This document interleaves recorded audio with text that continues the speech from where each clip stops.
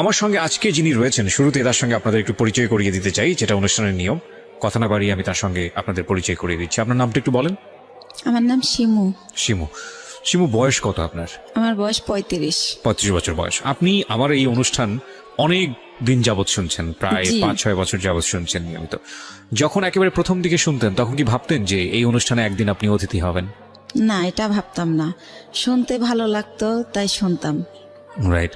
এবং মজার কিছু ঘটনা আছে ওনার অনুষ্ঠান শোনার, যেটা আমি অনুষ্ঠানটা শুরুর আগে ওনার কাছ থেকে শুনছিলাম। যাই হোক, সেটা আমি আপনাদের সঙ্গে শেয়ার না করে ওনাকে বরং ফ্লোর দিতে চাই। আমি আপনাকে বলবো যে একেবারে আরামসে গল্প করবেন আপনি, একেবারে নিজের বাড়িতে যেভাবে মানুষ গল্প করে, নিজের জীবনের ঘটনাগুলো বলে, দিল খুলে মন খুলে কথাগুলো বলবেন, ঠিক আছে? জি, শুরু করুন আপনি, ছোটবেলা থেকে যেখান থেকে মনে পড়ে। আমার ফ্যামিলিতে হচ্ছে আমরা 4 ভাই 4 বোন। আমার আব্বু হচ্ছে বিজনেস করতো। জন্ম জেলা কোথায় আপনার? আমার জন্ম জেলা পিরোজপুর জেলা, মঠবাড়িয়া থানা। আচ্ছা আচ্ছা, ওকে। বাবা বিজনেস করতো ছোটবেলাতে, দেখেছেন আপনি। কয় ভাই বোন আপনারা? আমরা 8 ভাই বোন। আপনার পজিশন? আমার বড় হচ্ছে 2 ভাই 1 বোন। বড় 2 ভাই 1 বোন, আপনি 4 নাম্বার? জি, আমি 4 নাম্বার। আচ্ছা, বলেন। তো ছোটবেলা যেটা দেখতাম যে আব্বু বিজনেসের কারণে খুব একটা বাড়িতে থাকতো না, দেশের বাইরে বাইরে, মানে বাংলাদেশের মধ্যেই জেলায় জেলায় বলতে গেলে। বিশেষ করে একটুখানি ওনার বিজনেসটা বলি, ওই যে কাঠের বিজনেস ছিল। বড় বড় গাছ কেটে মানুষ দিয়ে কাটে আর কি, ওইগুলা টলার ভরে 4-5টা টলার 300 মণি 400 মণি ওইটা ঢাকায় নিয়ে আসা হতো। আচ্ছা। ঢাকায় এসে কাঠপট্টিতে ওটা দিত।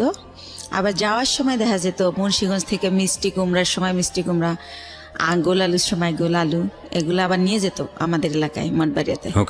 এইটাই ওনার বিজনেস ছিল। তো খুব বেশি বাবাকে কাছে পেতাম না, তো যতটুকু পেতাম বাবা খুব ভালোবাসতো আমাকে। কিন্তু আমি জানি না কেন আমার মাঝে মাঝে মনে হতো যে আমি মনে হয় আমার আম্মুর মেয়ে না। আমার আম্মু আমি স্কুলে যাই সেটা চাইতো না। আমি সকালবেলা মাদ্রাসায় যেতাম পড়তে, আমার খুব ভালো লাগতো। আমার আম্মু সেটাও পছন্দ করতো না। কিন্তু আমার বড় যে ভাই বোন ছিল তারা ঠিকই স্কুলে যেত, পড়াশোনা করতো, তাদের জন্য বাসায় টিচার রেখে দেওয়া হতো। কিন্তু আমার বেলা সেটা হতো না। তো তারপরে আমি কিছু অফ করিনি, আমি সে মাদ্রাসায় যেতাম, আরবি পড়তাম, নামাজ পড়তাম। আমি 7 বছর বয়সের কথা বলতেছি, তখনই আমি নামাজ পড়ি। তারপরে পড়াশোনা করি। আমাদের বাড়িটা একটু বলি, আমার বাড়িটাকে সবাই বলে বড় বাড়ি, মানে খুব বংশীয় একটা পরিবার আমাদের। আমার এক দাদা ছিলেন কারিয়ানা পাস, সেজন্য সবাই বলতো কারি সাহেব ওনাকে, উনি চাচাতো দাদা। আর সে কারণেই আমাদের বাড়িতে একটা মসজিদ আছে। এই যে চ্যানেল আইতে রোজার সময় যে মসজিদের কারুকার্য দেখায়, সেখানে আমাদের মসজিদটা সারা বাংলাদেশের মধ্যে নাকি বিশ্বের মধ্যে, আমার এটা মনে নেই, পেপার আসছিল 10 নম্বর স্থান। এটা কি আপনাদের পারিবারিক মসজিদ? পারিবারিক মসজিদ, ছোট্ট একটা মসজিদ, বাট তার কারুকার্য আনকমন, অনেক আগের। সে কারণে এটা এভাবে হাইলাইট দেখানো হয়েছে। জি। তারপরে প্রাইমারি স্কুল আমাদের বাড়ির উপরেই। তো ওই স্কুলে আবার টিচার আমার ফুফুরাই, এরকম গভর্নমেন্ট স্কুল এটা। তো স্কুলে দেখা যেত আমি খুবই একটু মানে ছেলেদের মতো আমার চলাফেরাটা ছিল। যেমন অনেক টিফিনের সময় সবাই খাবার খেত, আমি কোন গাছে আমলকি হয়েছে, কোন গাছে এটা সেটা ফল পেরে আনতাম। তো এই জন্য স্যারদের খুব বকাও খাইতাম সবসময়।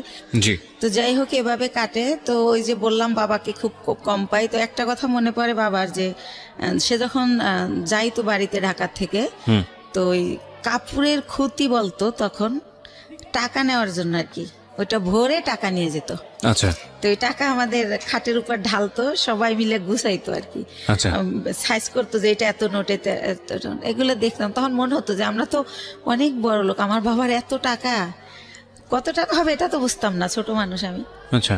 তো এরকম। আর আমার বাবা বংশের বড় ছেলে, সেই সুবাদে তারে সবাই বড় মেয়া বলে ডাকে। আচ্ছা। তো সেই সুবাদে আমরাও খুবই সম্মান পাই, বাইরে বের হলে সবাই খুব স্নেহ করে যে বড় মেয়ের মেয়েটা। তো এরকম। তো এর মধ্যে মধ্যে আমি যখন ক্লাস 5-এ, তখন আমার বড়াপুর বিয়ে হয়ে যায়। তারপরে হচ্ছে আমি যখন ক্লাস 7-এ পড়ি, তখন একদিন আমি স্কুল থেকে এসে দেখি যে বাসায় কয়েকজন লোক ড্রয়িং রুমে বসা, টুপি টুপি পরা। তখন আমার বড় বোন আমার কাছে একটা পেপারস নিয়ে যায় যে এখানে একটা সই দে। তো আমি বলি, রে কিসের সই, ওনারা কারা? তো বলে সই দিতে বলছি, সই দে, তোরা তো কিছু জানি না, লাভ আছে। আমাকে তাদের সামনেও নেয়নি, ঘরেই আমার বোন কাগজটা নিয়ে যায়। তখন আমি সই দিই। কিছুদিন পরে আমি শুনি যে আমার বিয়ে হয়ে গেছে। বিয়ে কি বা পুরো মানে ওই ছেলেটা এখানে আসে নাই। তো কার সাথে বিয়ে হয়েছে কি আমি কিছুই জানতাম না। যেটা হয় এলাকায় এটা ছড়াই যায় যে আমার বিয়ে হয়েছে। স্কুলে গেলে সবাই বলে এই তোর নাকি বিয়ে হয়ে গেছে। তো বিয়ে কি এটাই তো আমি জানি না। তা আমি বলি যে কি বিয়ে হয়ে গেছে, কার সাথে বিয়ে হয়েছে, বিয়ে কেমনে হয়? বরাবরই তো দেখছি দুলাভাইয়ের সাথে বিয়ে হয়েছে, তো আমি তো এরকম দেখি নাই কিছু। তো এভাবে বলি। তো একটা সময় আমি আমার আম্মুকে অনেক একটু রাগ করেই বলি যে আমার নাকি বিয়ে দিয়ে দিছো, সবাই বলে এখন আমি আর স্কুলে যেতে পারি না, আমার লজ্জা করে, জিজ্ঞেস করে তোর জামাই কেমন এই সেই। তো আম্মু বলে যে এত কথার দরকার নাই, বিয়ে হয়েছে কিনা সময় হলে বুঝাই বলবো।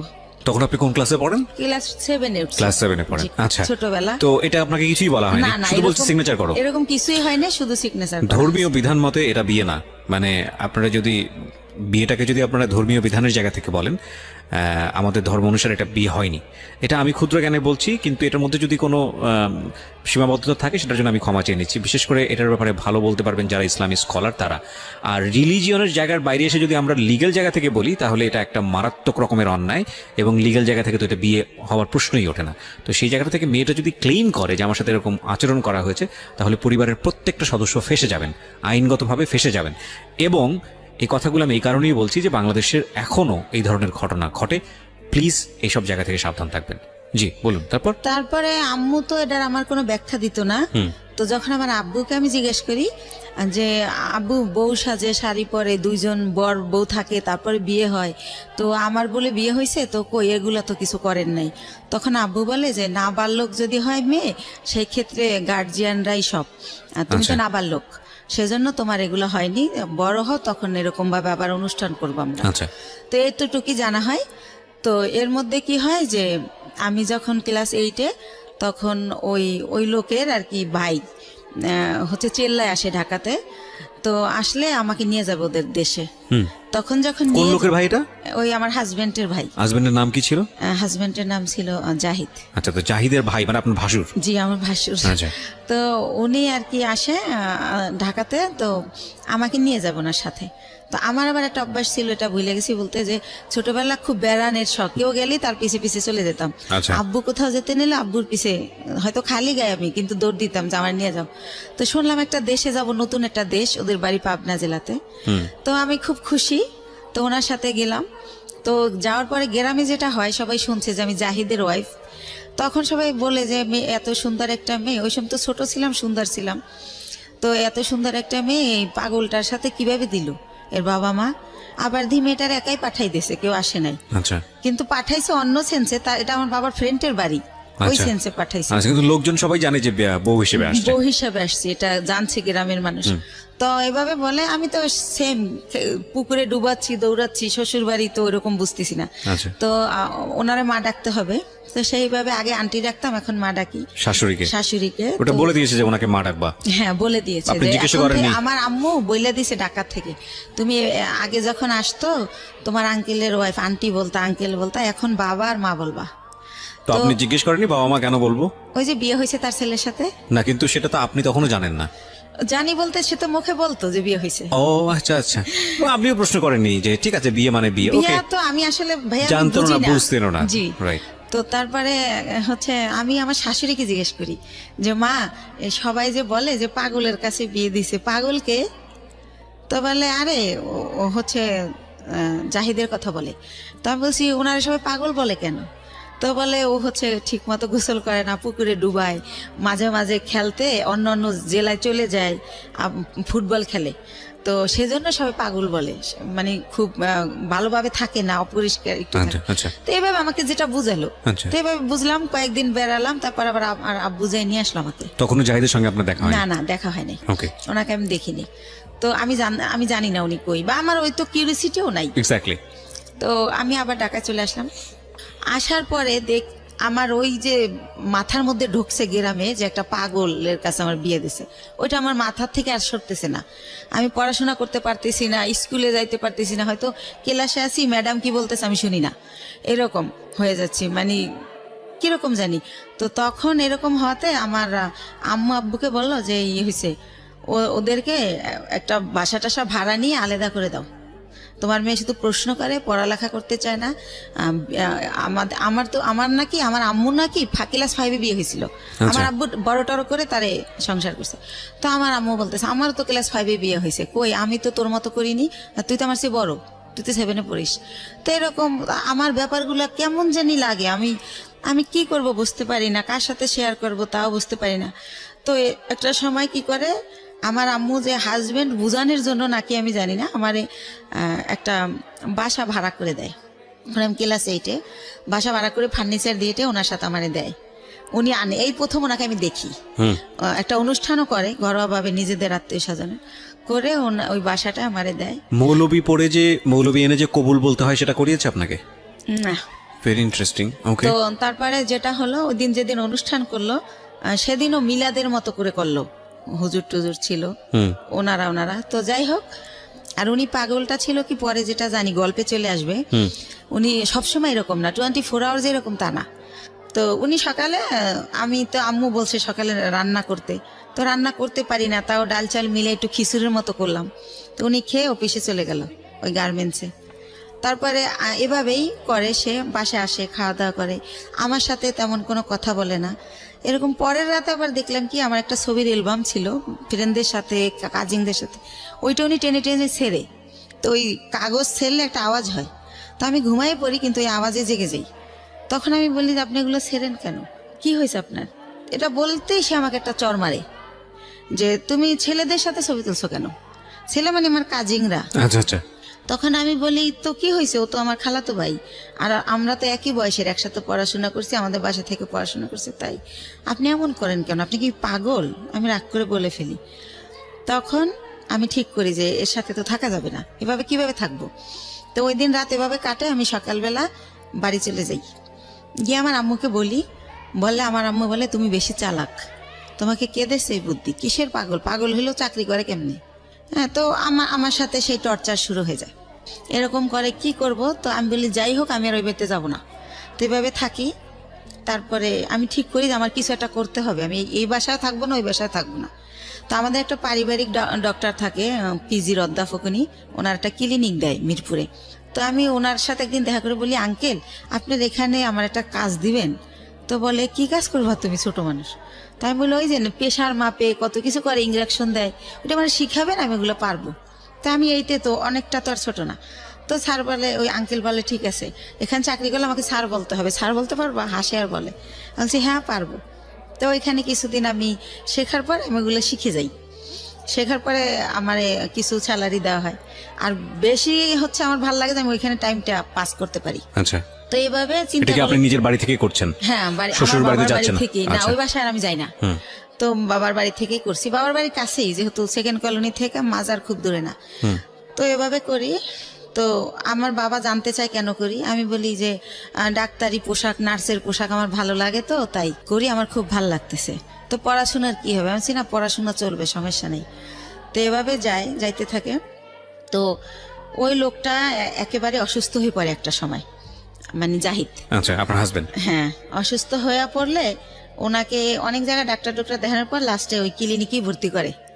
আঙ্কেলের ভর্তি করলে জিজ্ঞাসা করে আঙ্কেল যে এটা কে, তখন বলে যে আমার হাজবেন্ড, মানে যার অধীনে আপনি চাকরি করছেন? জি জি। ওকে। তো আঙ্কেলের ক্লিনিক, আঙ্কেল ওটার মালিক আর কি। তো বলে যে ওর হাজবেন্ড। তো আঙ্কেল অবাক হয়ে যায় যে ওর আবার বিয়ে হলো কবে, আমি জানলাম না, আর এতটুকু মেয়ে বিয়ে দিয়ে দিয়েছেন, কি করছেন, এই সেই আম্মুকে অনেক প্রশ্ন করে। তো তারপরে বলতেছে উনি আবার আমার চেয়ে তো অনেক সিনিয়র, 12-14 বছরের বড় জাহিদ। জি। তো এই জায়গাটায় হচ্ছে আঙ্কেল আমার বাবা মাকে অনেক রাগই করে, যেহেতু পারিবারিক ডক্টর, সেভাবে একটা তাদের ভালো রিলেশন। তখন আমাকে সেই বলে যে তুমি হচ্ছে পরীক্ষা দিবা, স্কুল করতে হবে না, তুমি কাজ শেখো, তোমার ভবিষ্যৎ তুমি করো, এর কন্ডিশন ভালো না, এই কোন সময় কি হয়ে যায় বলা যায় না, স্যার আমাকে বলে। তখন আমি স্যার ডাকা শুরু করি যখন আমি ওখানে জব শুরু করি। তো তারপরে যেটা হয় যে আমার আব্বু ওনাকে ভারতে নিয়ে যায় ট্রিটমেন্টের জন্য, যেহেতু আমাকে বিয়ে দিয়ে ফেলছে। আর আমাদের ফ্যামিলিতে 2 বিয়েটা অ্যালাউ করা হয় না, বা ডিভোর্স এটা অ্যালাউ করতে পারে না। ওই যে বললাম আমার দাদা কারিয়ানা পাস। জি।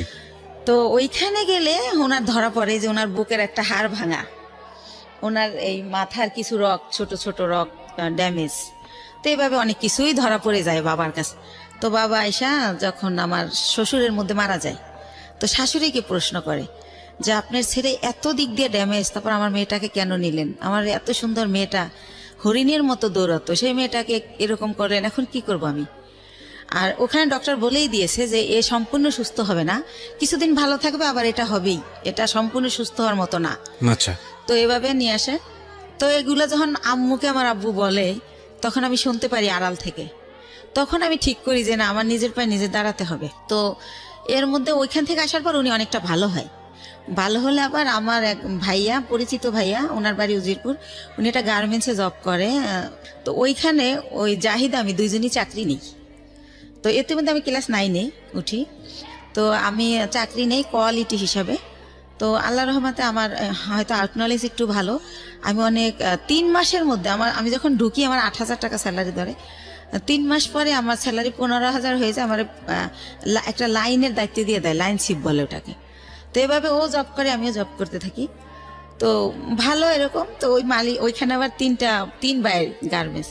তো 3 ছাড়ই হচ্ছে আমারে এত ভালো জানে যে এক স্যার যখন আসবে না, অন্য স্যার কি করে আমি জানি বলি, এভাবে আমাকে করে আর কি, যে তুমি আমাদেরকে বলবা। তো এভাবে স্যাররা আমারে এক্সট্রা কিছু টাকা দেয়, এমনিতে আমি চাই না, দেয়। আর আমি খুব কর্মঠ, খুব মন দিয়ে কাজ করি, এটা তাদের চোখে পড়ে। বা ডে বাই ডে আমি এত ইমপ্রুভ করি যে যারা 3 বছর চাকরি করে এত উন্নতি করে নাই।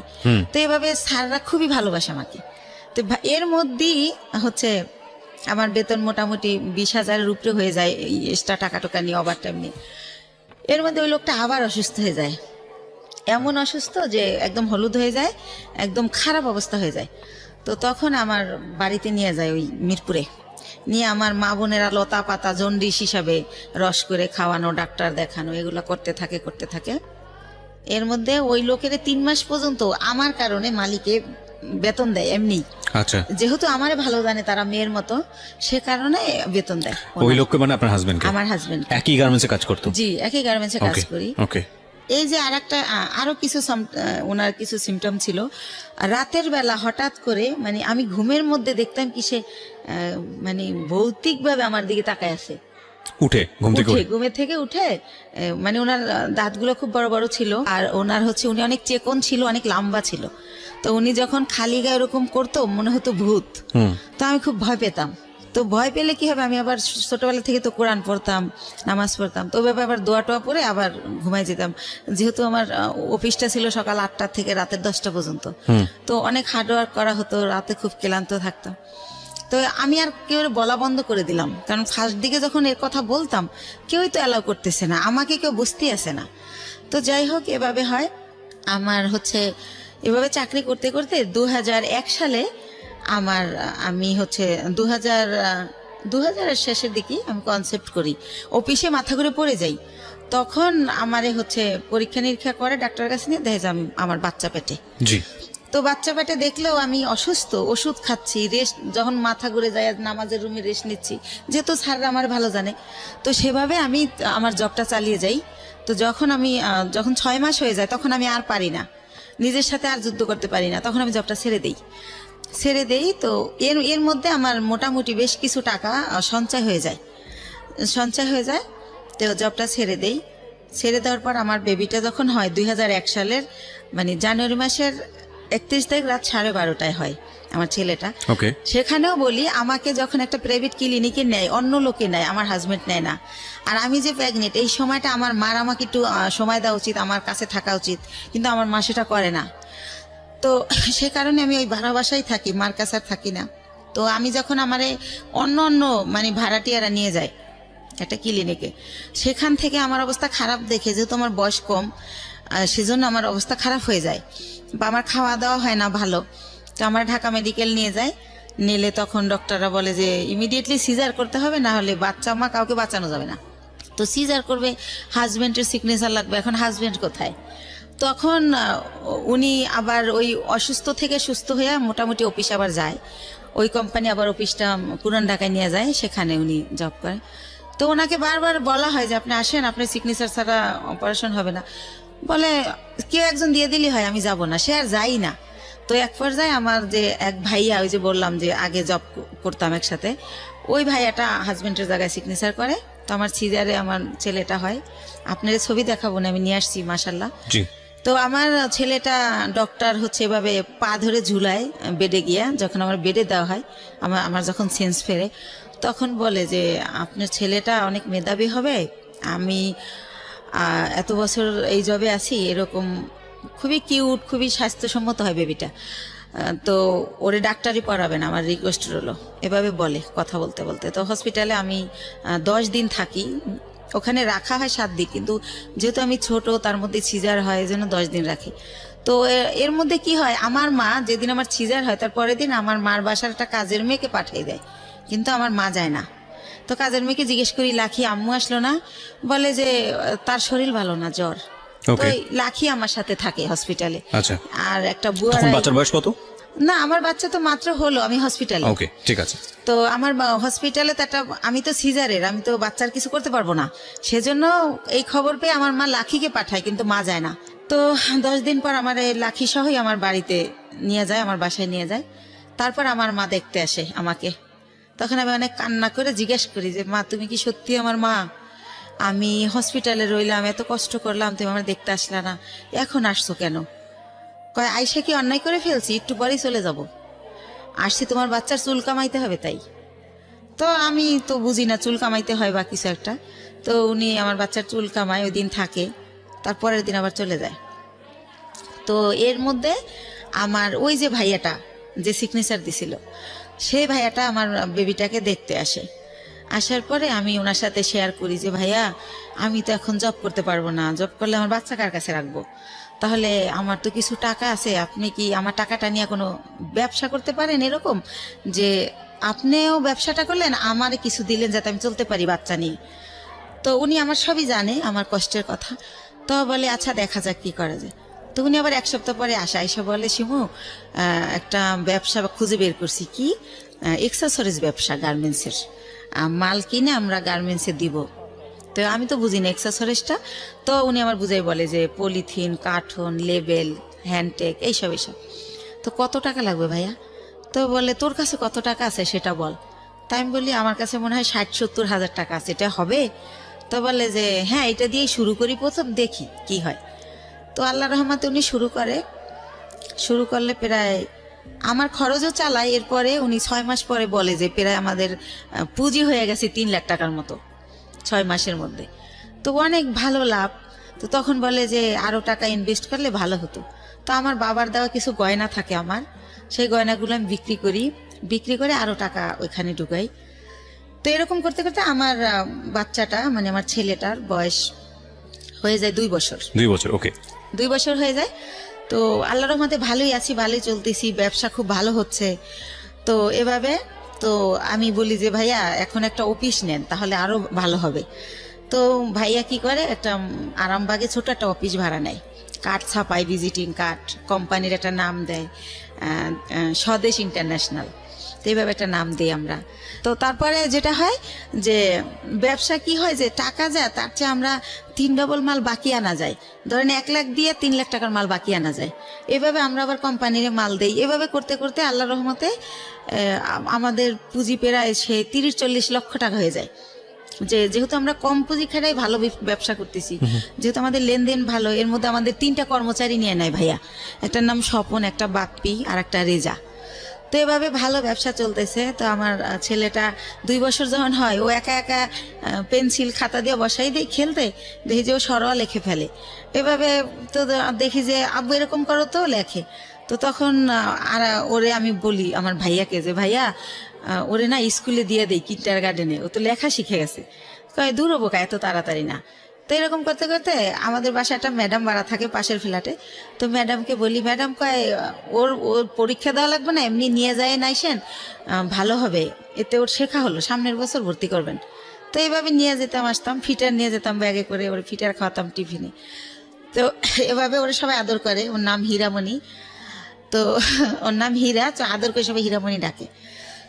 তো এরকম একটা পজিশনে আমার বাবা শোনে যে আসলে আমার বেশ কিছু টাকা হয়েছে, আমি ভালো বিজনেস হচ্ছে আমার, আমি খুব ভালো আছি।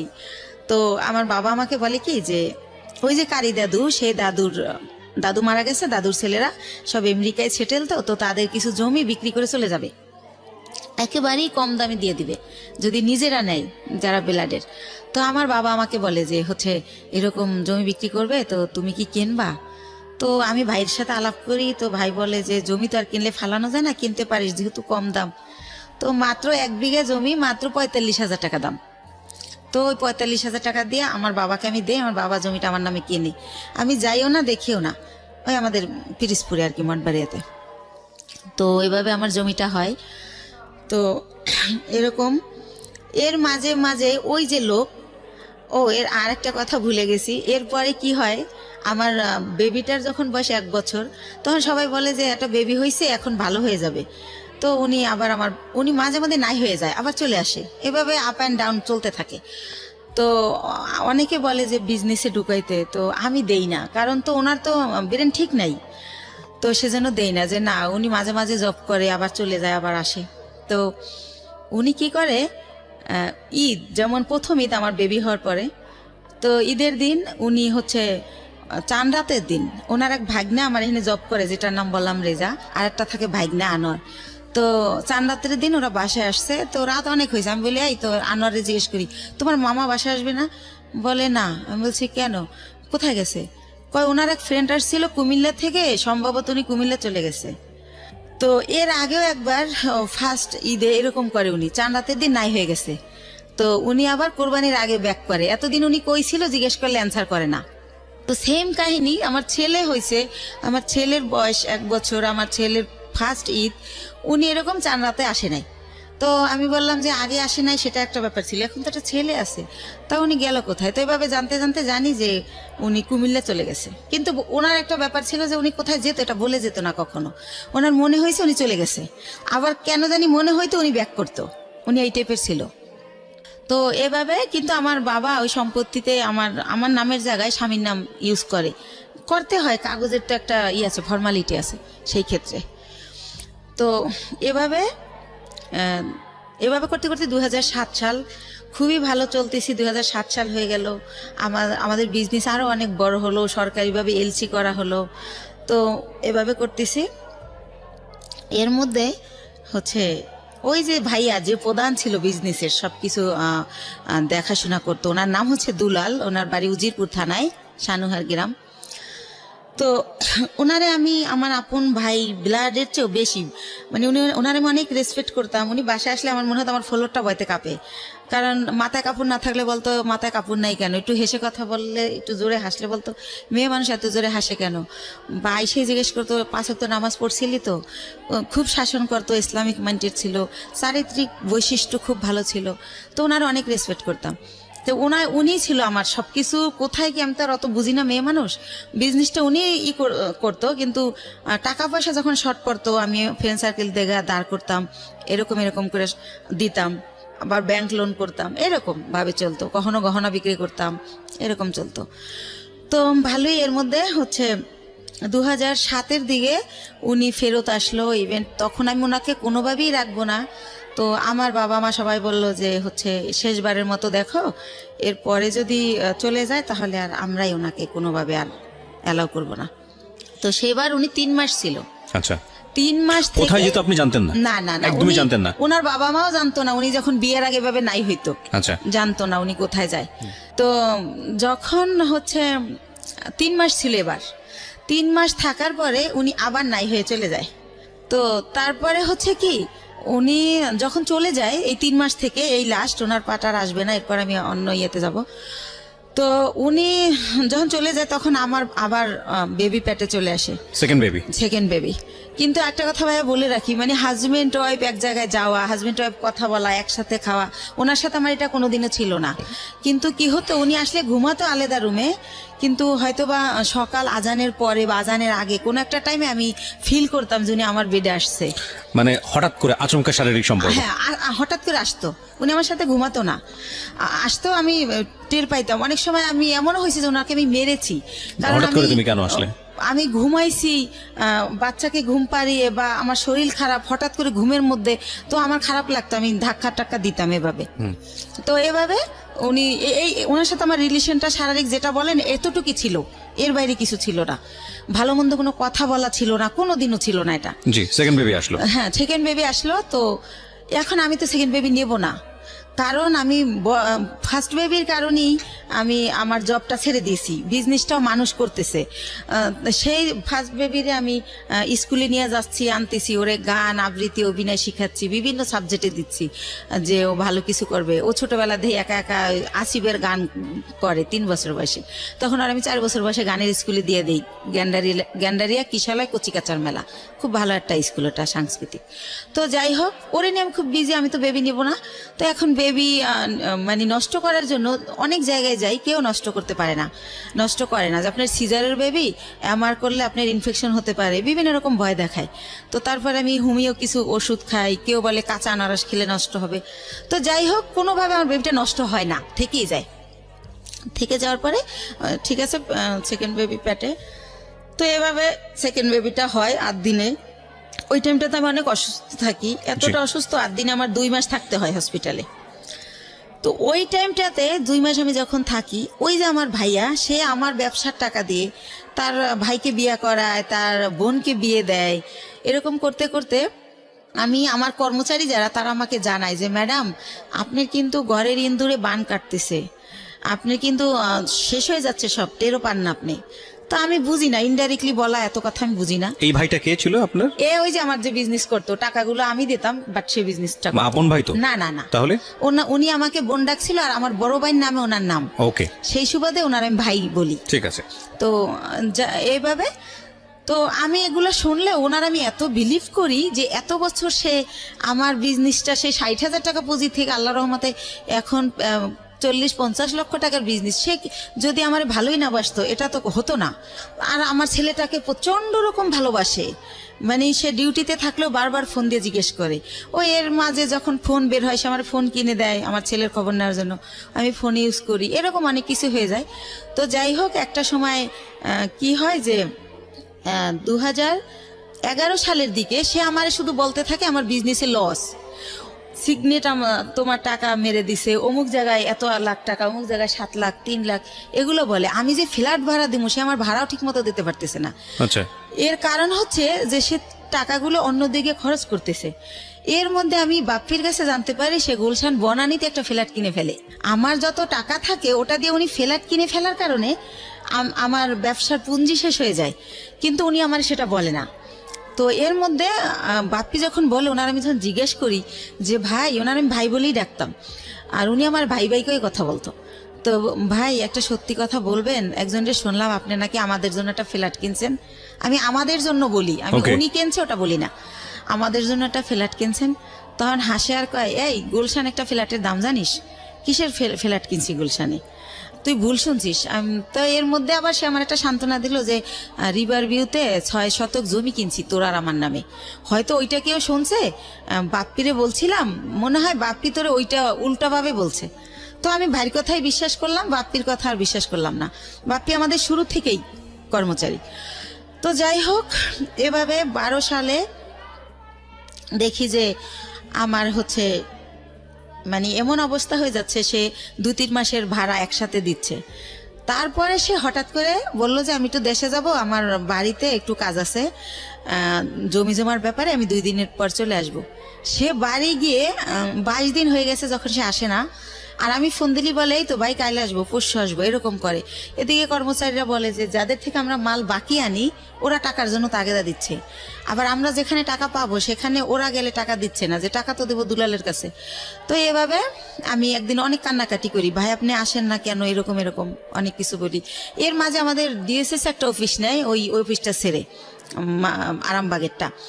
তো আরামবাগেরটা আমি চিনতাম, ডিএসএস অফিসে আমি কোনোদিন আসি নাই, কারণ যেহেতু ছেলেদের কাজ কারবার, সবাই পুরুষ মানুষ, ভাই চাইতো না যে আমি আসি, তো আমি আসতাম না। তো আমি অনেক কান্নাকাটি করি যে ভাই আমার কি সবকিছু শেষ হয়ে গেল, আমার স্বামী দিয়ে আমি সুখ পাইলাম না, আমি চিন্তা করছিলাম আমার ছেলেটাকে আমি মানুষ করব, আপনি তো সবই জানেন আমার জীবনের, এখন আপনি কোথায় গিয়ে লুকাই রয়েছেন, আমার কি হবে এখন, আমি কোথায় যে দাঁড়াবো। তো এভাবে অনেক কান্নাকাটি করার পরে বলে কি যে আচ্ছা ঠিক আছে, আমি 2 দিন পর আসতেছি। এরকম করতে করতে সে 1 মাস থাকে। 1 মাস থাকার পর আমি জানতে পারি যে সে বিয়ে করছে দেশে, সেজন্য সে আসে না।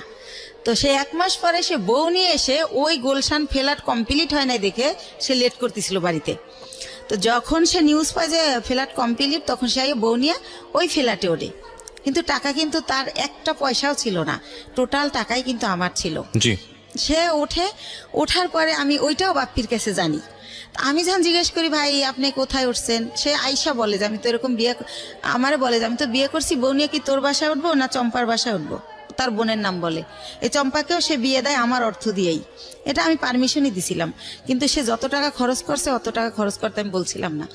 তো যাই হোক, আমি বলি যে না আমাদের বাসা আপনার বোন নিয়ে উঠবেন কেন, এটা কেমন দেখা যাবে, আপনি চম্পার বাসায় ওঠেন। কারণ তার প্রতি তো এর মধ্যে আমি বিরক্তি, সে আমার সাথে যা করতেছে ঠিক করতেছে না। তো পরে আমি জানতে পারি যে সে আসলে নিজের ফ্ল্যাটই ওঠে। তো ওঠার পরে আমি তখন তারে বলতে থাকি যে ভাই আমি আপনি যে 1 মাস ছিলেন না, আমি অনেক টাকা লোন করছি, এটা দিতে হবে, আপনি আমার তাড়াতাড়ি টাকা দেন। আমি টাকার জন্য তারা খালি প্রেশার ক্রিয়েট করতে থাকি যে আমার কত টাকা আছে, আমার হিসাবটা দেন। তো আরেকটা কথা বলে রাখি, সে আমার একটাবার বলে কি ডিএসএস অফিস নেওয়ার আগে যে 20 লক্ষ টাকা না দেখাইলে গভর্নমেন্ট আমাদের এলসি করতে দিবে না। তো সেই ক্ষেত্রে আমাদের তো এখন 20 লক্ষ টাকা নাই ব্যাংকে, মনে হয় 10 লাখ টাকার মতো আছে। তো ব্যাংকে সেতে চম্পার একটা অ্যাকাউন্ট আছে, ওর 10 লাখ টাকা আছে। তা আমাদের টাকাটা ওর অ্যাকাউন্টে ওরে দিয়ে জমা দেওয়াই, তাহলে 20 লাখ টাকা দেখাইলে আমাদের এলসি দিবে, তাহলে আমাদের ব্যবসাটা অনেক বড় হবে, আমাদের খুব রিসেন্টলি তোদের আমি ঢাকায় ফ্ল্যাট কিনে দেবো, এইভাবে বলে। তো বলার পরে আমি আমার নামে থাকে ওই যে 10 লাখ টাকা থাকে ওটা আমার নামে থাকে।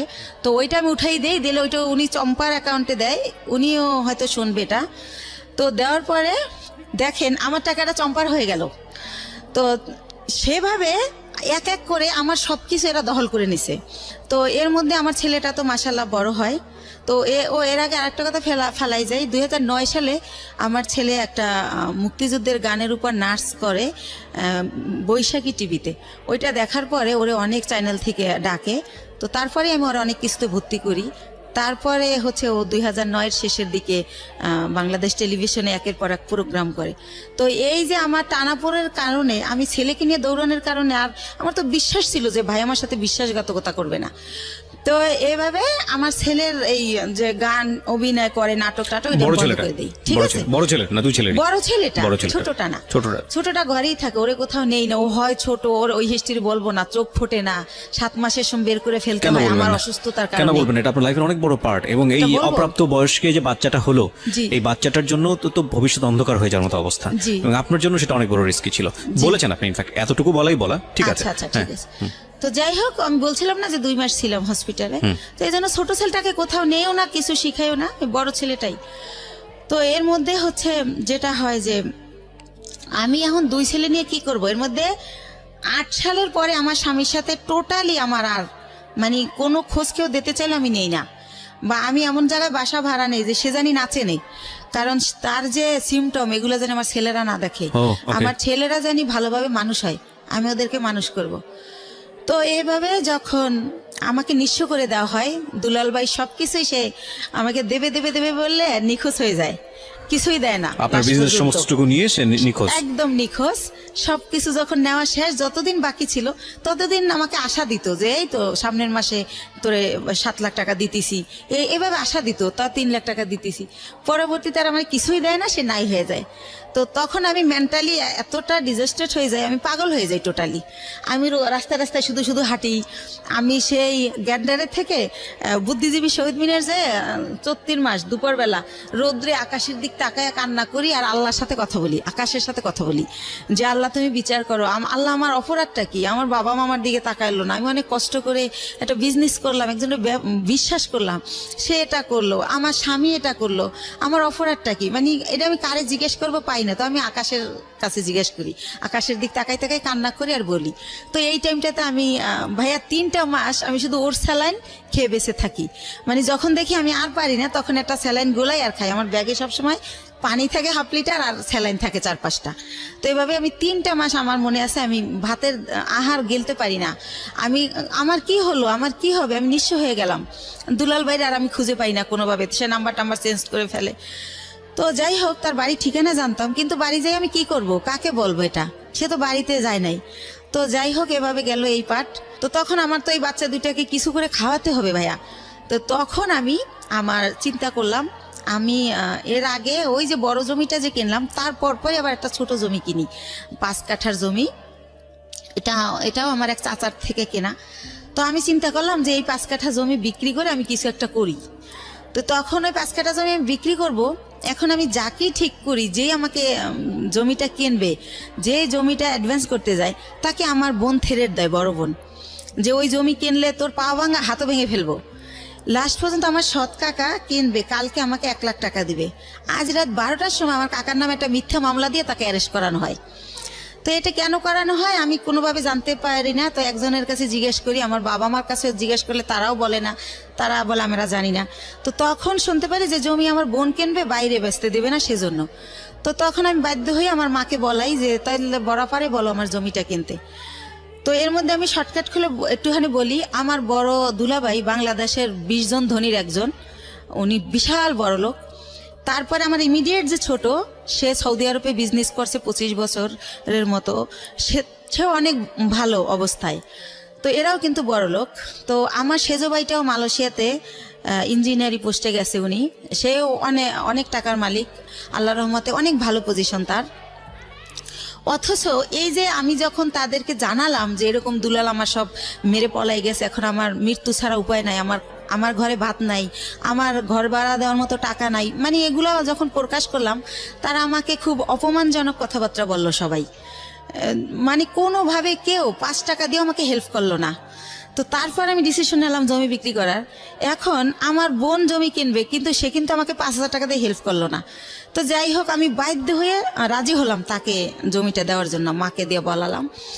তারপরে আমি গ্রামে গেলাম, তারপরে সে একজনকে দিয়ে জিজ্ঞেস করাইলো আমি জমির দাম কত চাই। তা আমার মা আমার শিখিয়ে দিল, তুমি বললো যে আপা তোমার যা ইচ্ছা তাই দিও, তাহলে তুমি বেশি পাবা, দাম টাম চাইও না। তো আমার মার কথাই আমি আমার বোনকে বলি, ওই যাকে দিয়ে বলায় তাকে বলি। তো পরের দিন আমাকে রেজিস্ট্রি করতে নিয়ে যায়, আমাকে কিন্তু 1 টাকাও দেয় নাই, বা কতটুকু জমি বা কত দাম কিছুই বলে নাই। তো ম্যাজিস্ট্রেট যখন জিজ্ঞেস করে আমি বলি যে হ্যাঁ টাকা বুঝে পাইছি। তো উনি আসার পর আমাকে মাত্র 1 লক্ষ টাকা দেয়, দিয়ে বলে যে তোর জমির দাম হচ্ছে 2,35,000, তো আর 1,35,000 টাকা আমি 15 দিন পরে দেবো। তো আমি 1 লাখ টাকা নিয়ে ঢাকায় চলে আসি। কিন্তু ওই যে দুলাল আমার টাকা দেয় না, আমি বাসা ভাড়া ছিলাম, ওই বাসা ভাড়া বেজে যায়, তারপরে ঋণ করে খাই ফ্রেন্ডদের কাছ থেকে, ছেলের খরচ করি স্কুলের। তো এভাবে ওই টাকা ঋণ দিতেই চলে যায় 1 লাখ।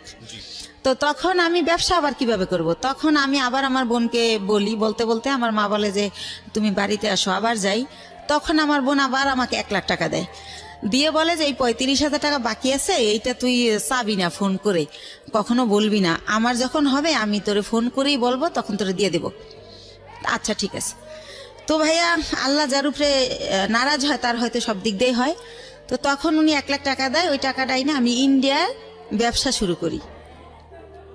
তো ব্যবসা শুরু করি ইন্ডিয়ার কসমেটিকের ব্যবসা, কয়েকজন আপার সাথে পরিচয় হয়, তাদের সাথে যাতায়াত করি, এভাবে চলতেছি। হঠাৎ করে আমার ব্যাক পেন শুরু হয়, আমি উঠতে পারি না, বসতে পারি না, খুব যন্ত্রণা। তো বাংলাদেশে যখন ডাক্তার দেখাই, দেখাতে দেখাতে পরীক্ষা নিরীক্ষার পর যেটা বলে যে আমার একটা কিডনি ড্যামেজ হয়ে গেছে। ওহো। তো একটা কিডনি ড্যামেজ হয়ে গেছে। কত সালের ঘটনা? এটা হচ্ছে 13 সালের ঘটনা। 13 সালের ঘটনা। তো তখন তো আপনার জাহিদের সঙ্গে যোগাযোগ সম্পূর্ণ কোথায় আছে কি করছে কিছু জানি না। না, তো তখন আমার ড্যামেজ হয়ে গেল। তো আমার আত্মীয় স্বজনকে আমি ব্যাপারটা জানাই, মানুষ দিয়ে জানাই। কিন্তু ভাইয়া কষ্টের কথা হলো, আমার এক সৎ ফুফুর ক্যান্সার হয়েছিল, তাকে কেমো দেওয়ার জন্য আমার বোন প্রতি মাসে তার কেমোর খরচটা দিত। কিন্তু বাইরের মানুষের দেয়, যে ওর মেয়ে বিয়ে হয় না, বিয়ে দিয়ে দেয়, যার যা লাগে দেয়, কিন্তু সে আমাকে কোনোভাবে হেল্প করলো না। হেল্প না করলে আমার যে পুঁজিটা ছিল ওইটা দিয়া, আরেকটু বলি, তো বাংলাদেশে বলে ড্যামেজ হয়ে গেছে। তো আমার অনেকে বলে যে ইন্ডিয়ার ডাক্তার ভালো, ইন্ডিয়াতে দেখাও। তো ইন্ডিয়া দেবী শেঠি নামের একটা হসপিটাল মুকুন্দপুরে, সেখানে আমি দেখাই। ডক্টর বুজুরিয়া, উনি কিডনি বিশেষজ্ঞ ছিলেন। তো উনি পরীক্ষা নিরীক্ষার পর বলে যে আপনার কিডনি ড্যামেজ হয় না, এটা মিথ্যা রিপোর্ট, আপনার কিডনি ছোট হয়ে গেছে, একটা কিডনি একটু ছোট হয়ে গেছে, আপনি বেশ কিছুদিন অনাহারে ছিলেন, খাবার দাবার খাইতেন না, সেই জায়গার থেকে এটা হয়েছে। তো আপনি ঠিক মতো খাবেন, পানি খাবেন, আর প্রস্রাবে ধরলে লেট করবেন না। আর ওষুধ দেয় 3 মাসের। তো 3 মাস ওষুধ খাওয়ার পরে আল্লাহর রহমতে মাত্র 2টা আইটেম ওষুধ দেয়, কিন্তু আমি 3 মাস পর আল্লাহর রহমতে ভালো হয়ে যাই। তো ভালো হয়ে যাই, এরপরে ওই যে 1 লাখ টাকা বাকি থাকে আমার বোনের কাছে, সেই 1 লাখ টাকাও তো আইনে এই যে চিকিৎসার কারণে প্রায় শেষ। তো তখন আমি 35,000 টাকা পাই, ওইটা চাই। ওইটা চাইলে সে একেবারে না করে দেয়, সে বলে আমি টাকাই পাবো না। তখন আপনার কাছে দুটো সন্তান, হ্যাঁ, এবং আমার কাঁধে 2টা সন্তান। ইভেন আমার মা চাইলেই আমারে চালাতে পারে, আমার মাকে আমার ভাইয়ারা টাকা দেয়, এবং সেও না করে দিয়েছে, সেও কোনোভাবে আমাকে হেল্প করে না। তারপরে সে মানে সেই তো নিষেধ করছিল যে 35,000 টাকা চাবি না, আমি ইচ্ছা মতো দেব। অথচ আমি যখন 6 মাস পরে আমার চলতেছে না তখন চাই, তখন সে অস্বীকার করে। আর একটা কথা ভাইয়া, সে হচ্ছে বাইরে আমার এই জমিটা যারা কিনতে চাইছে তারা 5 লাখ টাকা দিতে চাইছে, 5 কাঠা 5 লাখ, কিন্তু আমার দিবে 2,35,000। তারপরও আবার এই 35,000 টাকা সে না স্বীকার জান। আমি বলি আপা তুমি তো মিথ্যা বলো না, মনে হয় ভুলে গেছো, মনে নাই, একটু মনে করে দেখো। সে আমারে অখাদ্য ভাষায় গালাগালি করে, ওই টাকাটা আর দিলই না। তো এভাবে যায়। আর একটা কথা ভাইয়া, সে তারা মনে হয় নাম কিনে শবে বরাতের পরে টেরাক বইরা গ্রামে গ্রামে কাপড় লুঙ্গি সবাইকে দেয় প্রতি বছর। তো আমি হচ্ছে 2 বছর আগে, মানে আমার ছেলে তো এবার দিল ইন্টার পরীক্ষা, তো ইন্টার যখন ও ফার্স্ট ইয়ারে ভর্তি করবো ওরে, তো ওই যে আমি অসুস্থ ছিলাম, আমার অনেক অভাব, তো তখন আমি ওরে বলি যে হচ্ছে আমার ছেলেরে ভর্তি করব কলেজে, ভর্তির তোরা হচ্ছে এমনি বলি ডাইরেক্ট যে তোরা তো সবাই জাকাত দেস, নাইলে তোদের জাকাতের টাকা থেকে আমার কিছু টাকা দে, আমার ছেলেটার ভর্তি করি। তো আমার 1 ভাই আর 2 বোনরে বলি। তো তারপর তারা আমার যেটা জানায় যে হাদিসে আছে যারা বিলাট কালেকশনের এদেরকে জাকাত দিলে জাকাত কবুল হয় না। এটা আমার জানা মতে এটা একটা ভুল ইনফরমেশন। এটা তো ভুল, জি জি, এটা আমিও জানি এটা ভুল, কিন্তু তারা এটা বলে। যাই হোক, তারপরে আমি যেমনি হোক ছেলেকে ভর্তি করি। তো এভাবে আবার ভর্তি করার পর বই কেনা হয় না দেখে ছেলে কলেজে যায় না, ছোট বোনের বাসায় একটা অনুষ্ঠানে যায়, সেখানে আমার যে ইমিডিয়েট বোনটা ও আসে। তো ওরে বলে যে তুই কলেজ যাওয়া শুরু করছিস? কয় না আম্মু তো এখন আমার বই কিনে দেয় না, এই জন্য যাই না, যাবো কয়েকদিন পরে। আম্মুর তো অনেক সমস্যা, কি যে করব, মনে হয় কি পড়াশোনার দরকার নেই, একটা জব নিয়ে নিই। তো আমি তো ছোট মানুষ, আমার জব দিব কি? আমার বোন উঠে বলে কি যে তোর মার এত সম্পদ আছে, তোদের কিসের অভাব, সম্পদ বেচা তোরা পড়ালেখা কর, তুই বড় হলে চাকরি করবি। তো এত সম্পদ নাই ভাইয়া, মাত্র ওই যে বলছিলাম আপনারা যে 1 বিঘা জমি কিনছিলাম 45,000 টাকায়, ওইটা এখন হয়তো 15-20 লাখ টাকা দাম উঠছে বাইরে, কিন্তু আত্মীয়রা কিনলে আবার দিব অর্ধেক দাম। তো এছাড়া আর নাই। তো এটা বলে আমার ছেলে খুবই কষ্ট পায়। তারপর আমার বাসায় এসে বলে যে আমরা যদি না খাই মারাও যাই, বা তুমি যদি বিনা চিকিৎসায় মারা যাও, রাস্তায় আমি ভিক্ষা করব, কিন্তু তোমার পরিবারের কাছে আর কিছু বইলো না। তোমার বোন আমাকে এই কথা বলছে, আমার ছেলে অনেক কষ্ট পাইয়া বলে। তখন আমি বলি থাক, এগুলো মনে থাকবে, তুমি যদি কখনো বড় হও মনে রাখবা যে কে কি করছিল। তো এভাবে গেল। তো আমার হচ্ছে এই হচ্ছে আমার বোনদের অবস্থা। ইভেন্ট তারা কোরবানি দেয়, আমার বড় বোন, এটা সবার জানা উচিত যে আসলে এরকম হয় না কি বোন বা ভাই বা পরিবার। আমার বড় বোন যেহেতু আমার বাবার দেশে অনেক জমি তার কেনা, সে কারণে সে কিছুদিন থাকে বরিশাল, কিছুদিন থাকে ঢাকা, ঢাকায়ও তার বাড়ি। তো সে ঢাকায় একটা গরু কোরবানি দেয়, একটা দেয় হচ্ছে আমার বাবার বাড়িতে, একটা দেয় আমার গ্রামের এক কিনারে হচ্ছে একটা হাই স্কুলে বিলিয়ে দেয়। অথচ আমি আপন বোন, আমারই কিন্তু 2 কেজি গোশ দেয় না যে আমার বাচ্চারা কি খাবে। বা এই যে গ্রামে বইরা ট্রাক বইরা কাপড় দেয়, কোনো সময় বলে না 2,000 টাকা দিলাম তোর 2 ছেলেরে 2টা শার্ট কিনে দিস, কখন এটা তারা করে না, এই হেল্পটা তারা করে না। আমার অনেক কষ্ট। তো এই জন্য তাদের কাছ থেকে আমি একেবারেই দূরে আছি, কথাবার্তা বলি না। আর একটা কথা বলি, 3 বছর আগে একবার ঈদে দেশে গেছি, তো লঞ্চ স্টিমারে আমরা আসি, তো ঈদের সময় খুব ভিড় থাকে, আর ওই সময় কেবিনে অনেক বেশি ভাড়া নেয়, তো একটু কমলে ভিড় আসবো। তা আমি শুনি আমার মা কাজের মেয়েকে বলে, আমার বাড়িতে সবাই কাজের মেয়েরা কাজ করে, আমার মা বোঝে নাই যে আমি পিছনে, কাজের মেয়েকে বলে একটু কষ্ট করে কর, কি করবি। আমি ভাবছি আসছে 2 দিনের জন্য, 15 দিন হয়ে গেছে এখনো যায় না, আল্লাহই জানে কবে যাবে। মানে আপনার মা এটা বলছে? আমার মা বলে আমি 2 ছেলেকে নিয়ে বেড়াতে গেছি সেজন্য। তো আমি যে ভিড়ের জন্য ছেলেকে নিয়ে রিক্স, যদি লঞ্চ ডুবে যায় সেজন্য আসতেছি না, কিন্তু আমার মা কাজের মেয়েকে এই কথা বলে, আমি নিজের কানে শুনি। তো এইটা শোনার পরেই আমি বলি যে রওনা করি, যে আমি বাবা চলো আমরা এখন চলে যাব। তো আমার আব্বু বলে যে এখন তো লঞ্চের টাইমও না, স্টিমার টাইম নেই, কিসে যাবা? তো আমি বলি আমি বাসে যাবো। কয় বাসের টিকিট আগে কাটতে হয়। আমি কই হাইটা যাবো ঢাকা। তো যাই হোক, আমার আব্বা আটকায় যে কাল সকালে যাও। তো পরের দিন আর কি ঢাকা চলে আসি। তো যাই হোক এইভাবে গেল। এখন যেটা আসি সেটা হচ্ছে আমি তো তারপরে কি করব, আমার ওইভাবে আমি কিছু এনজিও থেকে ওই যে লোন দেয় আর কি, ওই এনজিও থেকে আশা বেরাক, ওইখান থেকে এর মধ্যে আপনার হাজবেন্ডের সাথে কোনো যোগাযোগ না নেই, না একদম না, পুরো কোনো যোগাযোগ নেই। ওকে। বা সে যে তার যে বাচ্চা আছে তার খবরও সে নেয় না কোনোভাবেই না।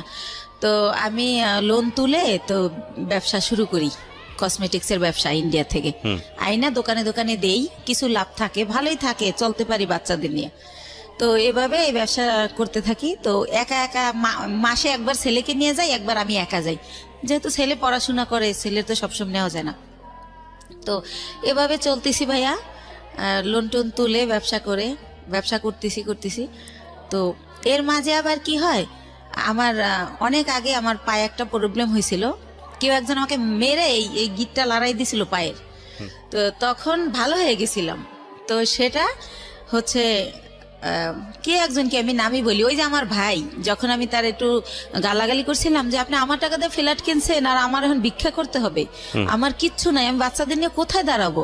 তো তখন সে আমারে খুব বাজেভাবে বকে, তখন আমিও তারে একটু রাব বিহেভ করি, তখন সে আমারে মারে, আমারে চেহার দিয়ে বাড়ি দিতে নেয়, তখন আমি পড়ে যাই, পড়ে গেলে আমার পাও ধরে মোচড় দেয়, তখন আমার এই গিটটা সরে যায়। তো তখন আমি অনেক কান্না করি, আমার ছেলে খুব চিৎকার করে কান্না করে, আমার ছেলেকে আমি এত আদর করি, মানে কি বলবো, আর আমার ছেলে ওরকম। তখন বলে বাবা বাবা তোমার আম্মু নাটক করতেছে, অত ব্যথা পায় নাই। তখনও বলে না মামা আমার আম্মু সত্যি ব্যথা পাইছে, ও খুব কান্না করে। তারপর আমার সুমানা হসপিটালে নিয়ে গেলে ডক্টর জিজ্ঞেস করে এটা কিভাবে হলো, তখন আমারে মাপ চায়, দূরে থেকে হাত দিয়া, যে বলিস না, মাপ চায়। তো তখন আমি কি বলবো, তখন আমি ব্যাপারটা না বলে তো ডক্টর বুঝবে না, তখন আমি বলি কি আমার হাজবেন্ড আমাকে এভাবে মারছে, আসলে তো হাজবেন্ড না, হাজবেন্ডের সাথে আমার যোগাযোগই নেই। তো এইভাবে ওই ব্যথাটা ভাইয়া হঠাৎ করে, যেহেতু ইন্ডিয়া যাতায়াত তো জানেন, অনেক ঘন্টা বাসে বসে থাকতে হয়, তো অনেক ঘন্টা বসে আবার আসতে হয়, সে কারণে কি না হঠাৎ করে আমার ওই বাম পাটা আবার প্রচন্ড ব্যথা। তো আমার ছেলে আমাকে নিয়ে সরর দিতে গেল, ইয়াতে গেল, পঙ্গুতে গেল, তো তারা আবার রেফার করলো নিউরোলজি হসপিটালে। জি। তো নিউরোলজিতে আমাকে বললো এমআরআই করতে হবে। তো এমআরআই ওইখানে সরকারি এমআরআইতে ফি কম, কিন্তু 15 দিন পরে সিরিয়াল পরে। তো এই 15 দিন তো আমি সহ্য করতে পারবো না, আর আমি বেকার থাকলে আমার বাচ্চারা কি খাবে। তখন আমি বেসরকারি ইয়াতে পপুলারে যাই, ওই পপুলারে আমার থেকে 13,000 টাকা নেয় এই টেস্টটার জন্য। ওকে। তো এইভাবে আমি টেস্টটা করার পরে তারা বলে যে আমার ওই যে পুরানা যে মোচড় দিছিল সেইখানটার একটা আঘাত আছে রগে, ওই কারণে আমার এই প্রবলেমটা হয়। তো বইলা দেয় যে আমার হচ্ছে একেবারে 6 মাস বেড রেট, সোজা শুয়ে থাকতে হবে। আমি যদি সোজা শুয়ে না থাকি তাহলে আমার এই রগের প্রবলেম যাবে না।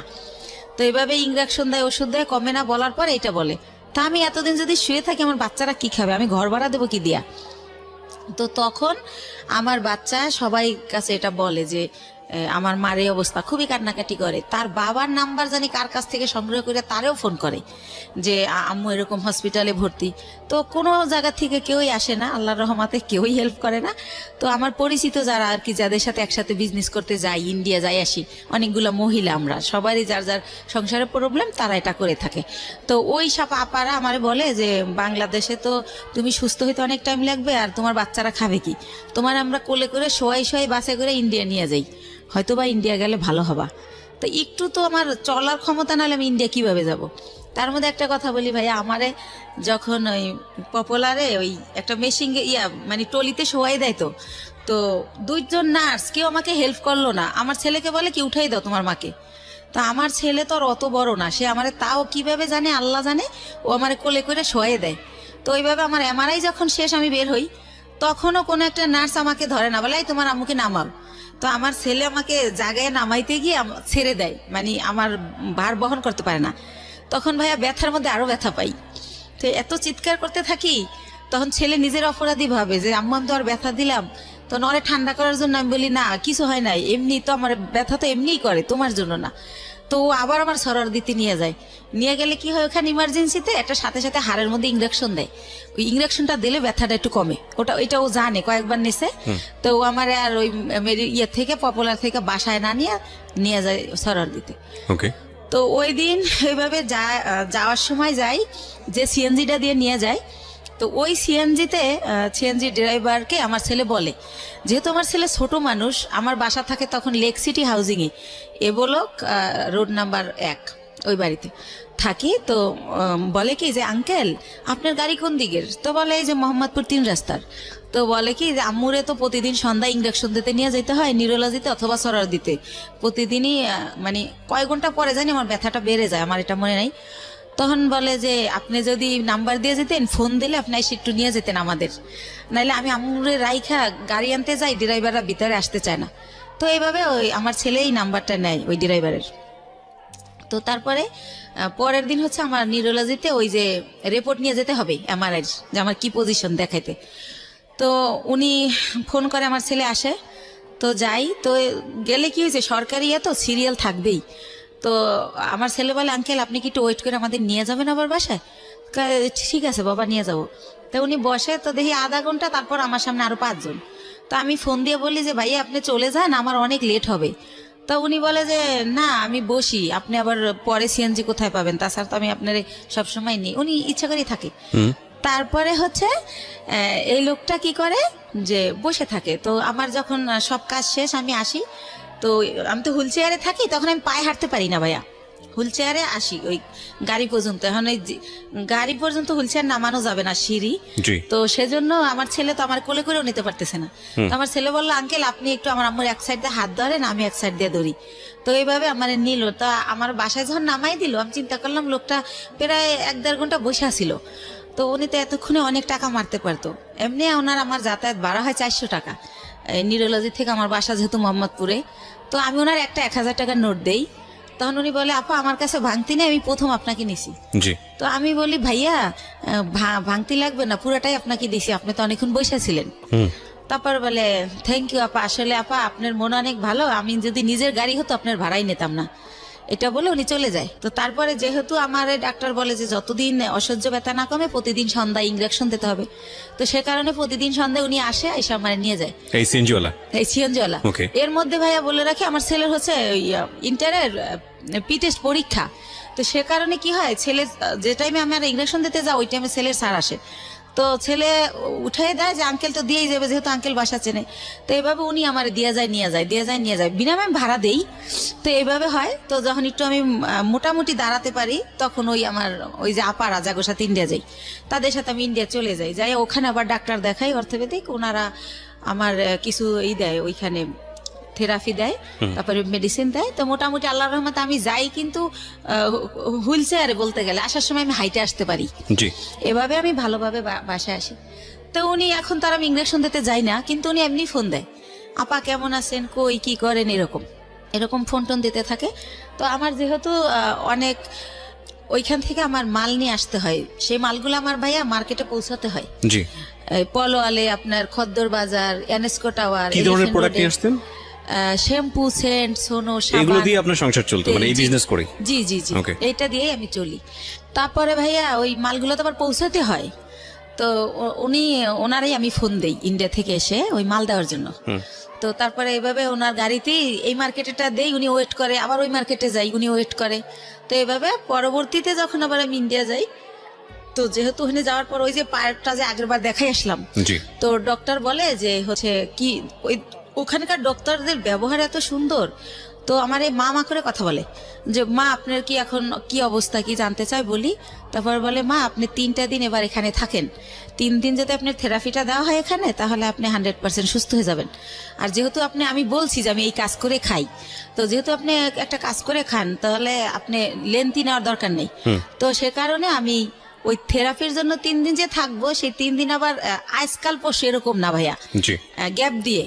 তো এভাবে আমার প্রায় 10-11 দিন ভারতে থাকতে হয়। আচ্ছা। তো 10-11 দিন পরে যখন আমি বাংলাদেশে আসি, বাংলাদেশে ঢোকার সাথে সাথে ওনার খালি ওই মিস কল অ্যালার্টে ওনার নাম্বার, মানে যে ওনার নাম হাসান। আচ্ছা, সিনজিওয়ালা ভদ্রলোকের নাম হচ্ছে হাসান। হ্যাঁ। তো উনি হচ্ছে এত আসতেছে ওনার মেসেজ। তো আমি আবার ভাইয়া বাসে উঠলে মাথা ঘোরে একটু, সেজন্য ফোনও ইউজ করি না, খুব জরুরি ছাড়া হ্যালো বলি না, ফোন থুয়ে দেবে আগে। তো এত SMS, তারপর আমি একটু ব্যাক করলাম যে ভাইয়া এতবার ট্রাই করছেন কেন?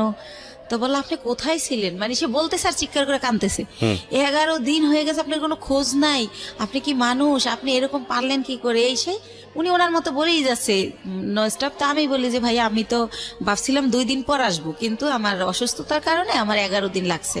তো বলছে এবং ইনশাআল্লাহ কাঁদছে। হ্যাঁ, উনি আচ্ছা। বলতেছে আর কাঁদতেছে। Okay. ওনার নাকি অনেক কষ্ট হচ্ছিল, উনি খুব মিস করছিল, উনি আমার বাসার সামনে যে ঘুরে আসতো, এভাবে বলতেছে। আমি অবাক হলাম যে ওনার সাথে তো আমার ওরকম কিছু না, রাইট।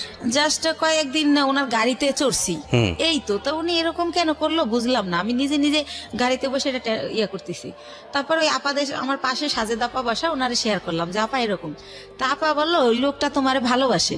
তাই বলি কি যে আমার যে 2 ছেলে, আমার যত ভালোবাসা তো ছেলেদের, আর আমি ছেলে ছাড়া জীবনে কিছু ভাবি না। দেখেন আজকে 8 বছর ওর বাবার সাথে আমার কোনো যোগাযোগ নাই, তারপরেও কিন্তু আমি এই ছেলেদের নিয়ে আসি। আর এখন তো ধরতে গেলে বুড়াই হয়ে গেছি, এখন আর ভালোবাসা টাসার কোনো দাম নাই। এরকম মনে হয় এমনি বলে বা কিছু একটা। ওই আপার সাথে এইভাবেই কথা হলো। তারপরে পরের দিন অ্যাজ ইউজুয়াল ওই যে আমার তো মাল দিতে যেতে হবে, আমি যেদিন আসি তার পরের দিনই মাল না দিলে তো আমার টাকা দিবে না। তো ওনাকে, উনি তো জানি যে পরের দিন আসতে হবে, উনি সকালে গাড়ি নিয়ে আসে। তো আমি বলি ভাইয়া আমার খুবই টায়ার্ড লাগতেছে, আপনি আমার দোকানগুলো তো চেনেন, স্লিপগুলো আমি দিয়ে দেই, আপনি মালগুলো দিয়ে দিয়ে আসেন, আপনার যা ভাড়া হয় আমি দিয়ে দেবো। আর আমি লগে গেল ভাইয়া মালগুলো উনি ক্যারি করে, উনি উঠাই দেয়, আমি আবার লেবার ওই শোরুমে ফোন দিলে ওরা লেবার পাঠায়, জি। তো তাদের সাথে সাথে উনি ক্যারি করে। তো আমি কই আপনি ফোন দিলে আমি আপনি একটা করে ফোন দিবেন, লেবার নামবে, এভাবে দিয়ে আসবেন। তো বলে আচ্ছা। তো এইভাবে উনি আমার মালগুলো দেয়। তো আমি আবার টেনশন করি যে আমি তো জীবনভর বিশ্বাস করে ঠকলাম, একজনকে বিশ্বাস করলাম, সে আমার নিজে বললো যে আমার 60 লাখ টাকা পুঁজি, সেইটা নাই, উদয় হয়ে গেল। আচ্ছা। আবার এখন আবার আমার এই কয়টা টাকা লয়ে যদি ফলাই যায় আমি কি করব? রাইট। এভাবে টেনশন করতেছি। কিন্তু আবার প্রতিটা মালিককে আমি বলে রাখছি যে আমার লোক গেছে ওই সিএনজি ওলা, তো মালটা দেওয়ার পর আমারে জানাবেন পুরো মাল বুঝাই দিছে কিনা স্লিপের। তো ওরা আবার আমারে একটু পরপর ফোন দিয়ে জানাচ্ছে প্রত্যেকটা কোম্পানি যে হ্যাঁ আপা মাল পাইছি। তখন ভাবলাম যেহেতু মাল পুরা দিছে তাইলে টাকাও আমারে দিবে। তো ঠিক উনি বাসায় আবার আইসা আমার টাকা দিয়ে দেয়। তো এইভাবে টাকা দিয়ে দেওয়ার পরে একদিন উনি বলে যে আপা আমি আপনার সাথে কিছু কথা বলবো, আপনার বাসায় আসতে পারি? তখন আমি বলি কোন ব্যাপারে ভাইয়া? বলে আমি একটা প্রবলেমে পড়ছি, এটা আপনার সাথে শেয়ার করবো। ওকে। তা আমি বললাম আচ্ছা ঠিক আছে আসেন। কিন্তু আমার বাসা চেনেই। জি। তো উনি আইসা আমার ড্রয়িং রুমে সোফায় বসে। তো আমি তো ওই পার ব্যথার জন্য ডক্টর বলছে যতটা পারি শুয়ে থাকার, তো আমি ওই পা লম্বা করে কোনো রকম বসি। তো ওনারে আমি বলি যে হ্যাঁ ভাইয়া বলেন, আর নাস্তা দিতে বলি, আমি অসুস্থর কারণে আমার বাসায় আবার একটা কাজের লোক রাখি, যে কিছুই তো করতে পারি না পাওয়ার জন্য, তো তারে নাস্তা দিতে বলি। তখন সে বলে যে ওরে যেতে বলেন, ওর সামনে বলা যাবে না। তো তখন আমি ভাবলাম ওরে যেতে বলবো, ও তো কাজ করে তারপরে যাবে। তখন আমি বললাম ঠিক আছে তাহলে আপনি আমার বেডরুমে আসেন। তো উনি আমার রুমেই যায়। তারপরে বলে যে আপা এরকম আমার, ও আবার থাকতো আর বোনের বাসায় মোহাম্মদপুরে। আচ্ছা। আর বলে রাখি ওর বোন জামাই হচ্ছে একটা গভর্নমেন্ট জব করতো সমাজ কল্যাণ অধিদপ্তরে, ঘুষ নেছে, সে কারণে ওনার জবটা চলে যায়। তারপরে সে কি করে, তার কাজ হচ্ছে মানুষের জব দেবে বলে টাকা নেয় 8 লাখ 10 লাখ, যে গভর্নমেন্ট জব দেবো আমি, গভর্নমেন্টের অমুক সচিব, মিথ্যাচার করে। তো এইভাবে উনি বিভিন্ন লোকের থেকে টাকা আনে। তো এইভাবে ওই হাসান ওনাকে কয়েকজন লোকের থেকে টাকা এনে দেয়। তাই এখন উনি জবও দেয় না টাকাও দেয় না, তারা হাসানকে খুব টর্চার করে, গ্যাঞ্জাম করে। তো এটার পরে কি করছে, হাসানের বোন আবার জব হয়েছে একটা পরিকল্পনায়, সে গেছে খুলনাতে। তো বোনের বাসা খালি, এ শুনে ও আবার ওই খালি বাসায় আসে, আইসা থাইকে সিএনজি চালায়। এটা আমি আগে জানতাম, আমার কথায় কথায় বলছিল। তো ওই দিন যেটা নতুন বলে সেটা হচ্ছে যে ওরে নাকি ওর 2টা ফ্রেন্ড নিচে আইসা ফোন দেয় যে তোর বাসা তো খালি, তোর বাসায় কি একটু আসা যাবে? তো উনি আমার যেটা বলছে, তা ওনারা বলে যে হ্যাঁ, ও বলে যে হ্যাঁ আয়, সমস্যা নেই। তো উনি যখন গেট খোলে, ওনারা থাকে 4 তলায়, তখন দেখে 3টা ছেলে সাথে একটা মেয়ে। তখন বলে মেয়েটাকে, কয় আমাদের ফ্রেন্ড। কয় তুই তোরা মেয়ে নিয়ে আসছিস কেন? তোরাতে কেউ দেখলে, দারণ টারণ দেখলে আমার বোন জামাইকে বলে দেবে আমার অবস্থা খারাপ। তো বলে না তোরাতে কেউ দেখবে না, আমরা আবার আধা ঘন্টা পর চলে যাব। তো তারপরে নাকি তারা ওই সময় ওই ইয়াবা নাকি বাবা কি জানি বলে, ওইটা খায়। জি। ওইটা খায় ওই যে 3টা ছেলে আর ও 4 ছেলে আর ওই মেয়ে। তো ও নাকি জীবন এটা কোনোদিন খায় নাই, ওই দিন ফার্স্ট ওই মেয়েটা ওরে জোর করে খাওয়ায় যে আমি মেয়ে মানুষ খাই, তুমি ছেলে কেন খেতে পারবে না। তারপরে খায়, ওরেও খাওয়ায়, ওইভাবে নাকি ভিডিও করে, ছবি তোলে। ইভেন্ট ভাইয়া ও যেটা বলেছে, এটা খাওয়ার পরে নাকি ওরা ফিজিক্যালি রিলেশন করে। কে বলেছে এটা? এটা হাসান বলেছে আমাকে। ওকে। ওই মেয়েটা নাকি ওরেও বাধ্য করে ও আবার ইসলামিক মাইন্ডের কথাবার্তা বলতো, আমিও জানি ও ইসলামিক, কিন্তু ও বলে যে ওই মেয়েটা আমাকে জোর করে এটা করে, আমি তো জীবনে এটা প্রথম খাই, আমার হুঁশ থাকে না সে কারণে। তো তখন ওইগুলো এখন ওই মেয়েটা ছবি আর ভিডিও করে রাখছে, এখন আমাকে ব্ল্যাকমেল করে যে ওইগুলো পেপারে দিয়ে দিবে। মেয়েটা ব্ল্যাকমেল করে, এই ঘটনা এসে আপনাকে হাসান বলতেছে। ওই মেয়েটার নাম শানু। তো এটাও বলে, তো বলার পরে আমি বলি ব্ল্যাকমেল কিভাবে করে? কয় দেখেন আমি কষ্ট করে গাড়ি চালাই, সন্ধ্যার পর স্ট্যান্ডে এসে আমার টাকাগুলো নিয়ে যায়, আর যদি না দিতে চাই তাইলে বলে যে যদি না দাস তাহলে কিন্তু ফাঁস করে দেবো, তাহলে কিন্তু পেপারে দিয়ে দেবো। তা আমি বলি আপনি, তা আমাকে দিলে আপনার কি প্রবলেম হবে সেটা বলেন। প্রবলেম হবে, আমি বাবা আমার একমাত্র ছেলে, আমার বাবা মা মরেই যাবে, আমার বাবা অপারেশন হয়েছে কয়েকদিন আগে, আমার মা হাই প্রেশারের রুগী। তো আমি বলি আপনি বাবা মার সাথে শেয়ার করেন বিষয়টা, যে আমি এরকম পরিস্থিতির শিকার, শেয়ার করলে তারাই আপনার ভালো বুদ্ধি দিতে পারবে আমার চেয়ে। রাইট। তারপর বলেন না এটা তো বলাই যাবে না, আমার মা শুনলে স্ট্রাক করবে, সে এরকম। তো আমি বলি কি করব আমি, তো আমি ওনারে বুদ্ধি দেই যে আপনি এখন থেকে আর টাকাও দিয়েন না, আর ওইখানে যাইন না, কয়দিন গাড়িও চালাইন না, যাতে ছেলে মেয়েটা আপনার খুঁজে না পায়। তো আমি কই ঠিক আছে, অনেক চিন্তা ভাবনা করে যে আপনি মেয়েটার নাম্বার দেন। তো মেয়েটার সাথে আমি কথা বলি, ভয়টায় দেখাই যে আমি হচ্ছে ইয়াতে চাকরি করি, পুলিশ ডিপার্টমেন্টে। হ্যাঁ, তুমি এটা করো, এমনি তো ইয়াবা খাও তো আইনত নিষিদ্ধ, তারপর তুমি মেয়ে মানুষ, তারপর যেহেতু তুমি খাও তাহলে তুমি এটা ব্যবসাও করো, তোমার জেল হয়ে যাবে, এটা এইসব কই ওরে ভয় দেখাই আর কি, যাতে করে ওরে ও ব্ল্যাকমেল না করে ওর কারণে। তো আবার একটু পরপর ফোন দেয়, আপা শানুরে ফোন দিছিলেন, আপা কি বলছে, এরকম বলতে বলতে তো ওই রিলেটেড হইতে গিয়ে ওর সাথে আরো বেশি কথা হয়ে যায়। তো একটা সময় সে হচ্ছে বলে যে দেখেন ও যেভাবে পারে ও আমার বিয়ে করবে যে কোনো জায়গায় ধইরা, কিন্তু দেখেন এরকম একটা মেয়েকে কি বিয়ে করা যায়, যাকে নিজের চোখে দেখছি যে অন্য ছেলেদের সাথে এরকম করছে, এটা তো বিয়ে করা যায় না। তো আমি যদি কারো বিয়ে করি তাহলে ও আমার ছেড়ে দেবে, জানবে আমার বউ আছে, আমাকে ডিস্টার্ব করবে না। তা আমি বলি তা আপনার বাবা মা এখন কোথায়? কয় ওনারা তো দেশে, কয়দিন পর ঢাকায় আসবে, আমাকে আসলে বলবেন জানি আপনার বিয়ে করাই দেয়। তো এইভাবে গেল। উনি কি বলছে ওনার ফ্যামিলিতে আমি জানি না, ওনার বোন আমাকে ফোন দেয়, দিয়ে পরিচয় দেয় আমি হাসানের বোন, ওনার মা আমাকে ফোন দেয়, ওনার বোন জামাই আমাকে ফোন দেয়। তো এইভাবে কথা বলে সবাই, বলতে বলতে আমাকে সবাই দেখতে চায়। তো দেখতে চাই কি উদ্দেশ্যে আমি জানি না। তার বাবা আমাকে বলে মা তোমার অনেক গল্প শুনছি, তুমি আমার ছেলেটার নতুন জীবন দিছো, এই সেই, আমার ছেলেটা বখাইট হয়ে গেছিল, নষ্ট হয়ে গেছিল, খারাপ মানুষের সাথে চলতো, নেশা করতো, এখন কিছু করে না, ভালো হয়ে গেছে শুধু তোমার জন্য। তো এরকম বলে, আমি বলি আপনারা তো আমার আসলটা জানেন না, ও হয়তো আপনার আসলটা বলে নাই, কারণ আমার মনে হয়েছে ও হয়তো বলছে আমি আনম্যারিড মেয়ে বা এরকম কিছু, এটা আমি গেস করে এটা বলি। তারপর আমি বলি যে আমার অনেক প্রশংসা তারা করে, আমি বলি আমি দেখতে অনেক পচা, আমার প্রশংসা করেন না, আমার দেখলে আপনার ভাল লাগবে না, এখন যেমন পাগল এই দেখার রুচি থাকবে না। তো একটা সময় এত রিকোয়েস্ট করে তখন যাই, যাওয়ার পরে দেখি যে সবার সাথে দেখা হয়, কথা হয়, তারা আমার অনেক পছন্দ করে বলে। তারপর আমি চলে আসি, আসার পরে পরের দিন ওর মা আমাকে ফোন দিয়ে বলে যে আমার ছেলে তো তোমাকে পছন্দ করে, বিয়ে করতে চায়।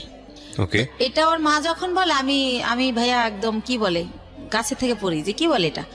তখন আমি বলি যে ওর মারে আবার আমি মাই বলি যখন ওদের বাসায় যাই, যেহেতু ও বলে পরিচয় দেশে বন্টন করে। তো বলি যে মা আপনি এটা কি বলেন, আমি হচ্ছে আমার বেবি আছে, আমি বিবাহিত। আমি ওর কিন্তু 2টা বিয়ে, এটা আমি আগে জানতাম না, এটা পরে বের হয়েছে আমার বিয়ের পরে। আর আপনার ছেলে তো আনমেরিড, আপনি একটা আনমেরিড মেয়ে বিয়ে করাবেন, আমাকে কেন?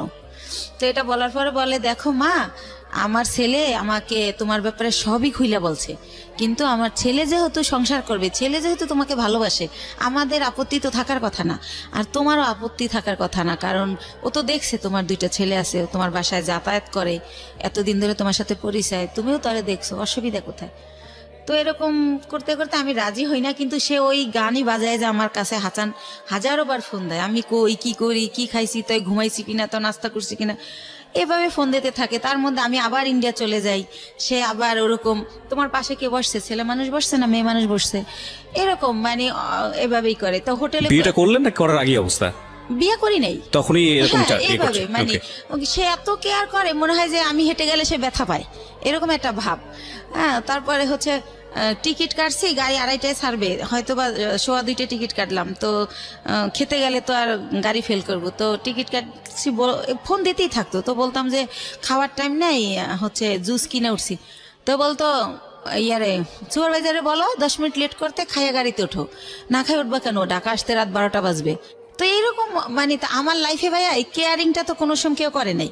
ছোটবেলা মাও করতো না, তারপরে যে বিয়ে নামক একজনের সাথে মাঝে মধ্যে দেখা হতো, তার সাথে তো আমার কিছুই হয় না এই ধরনের।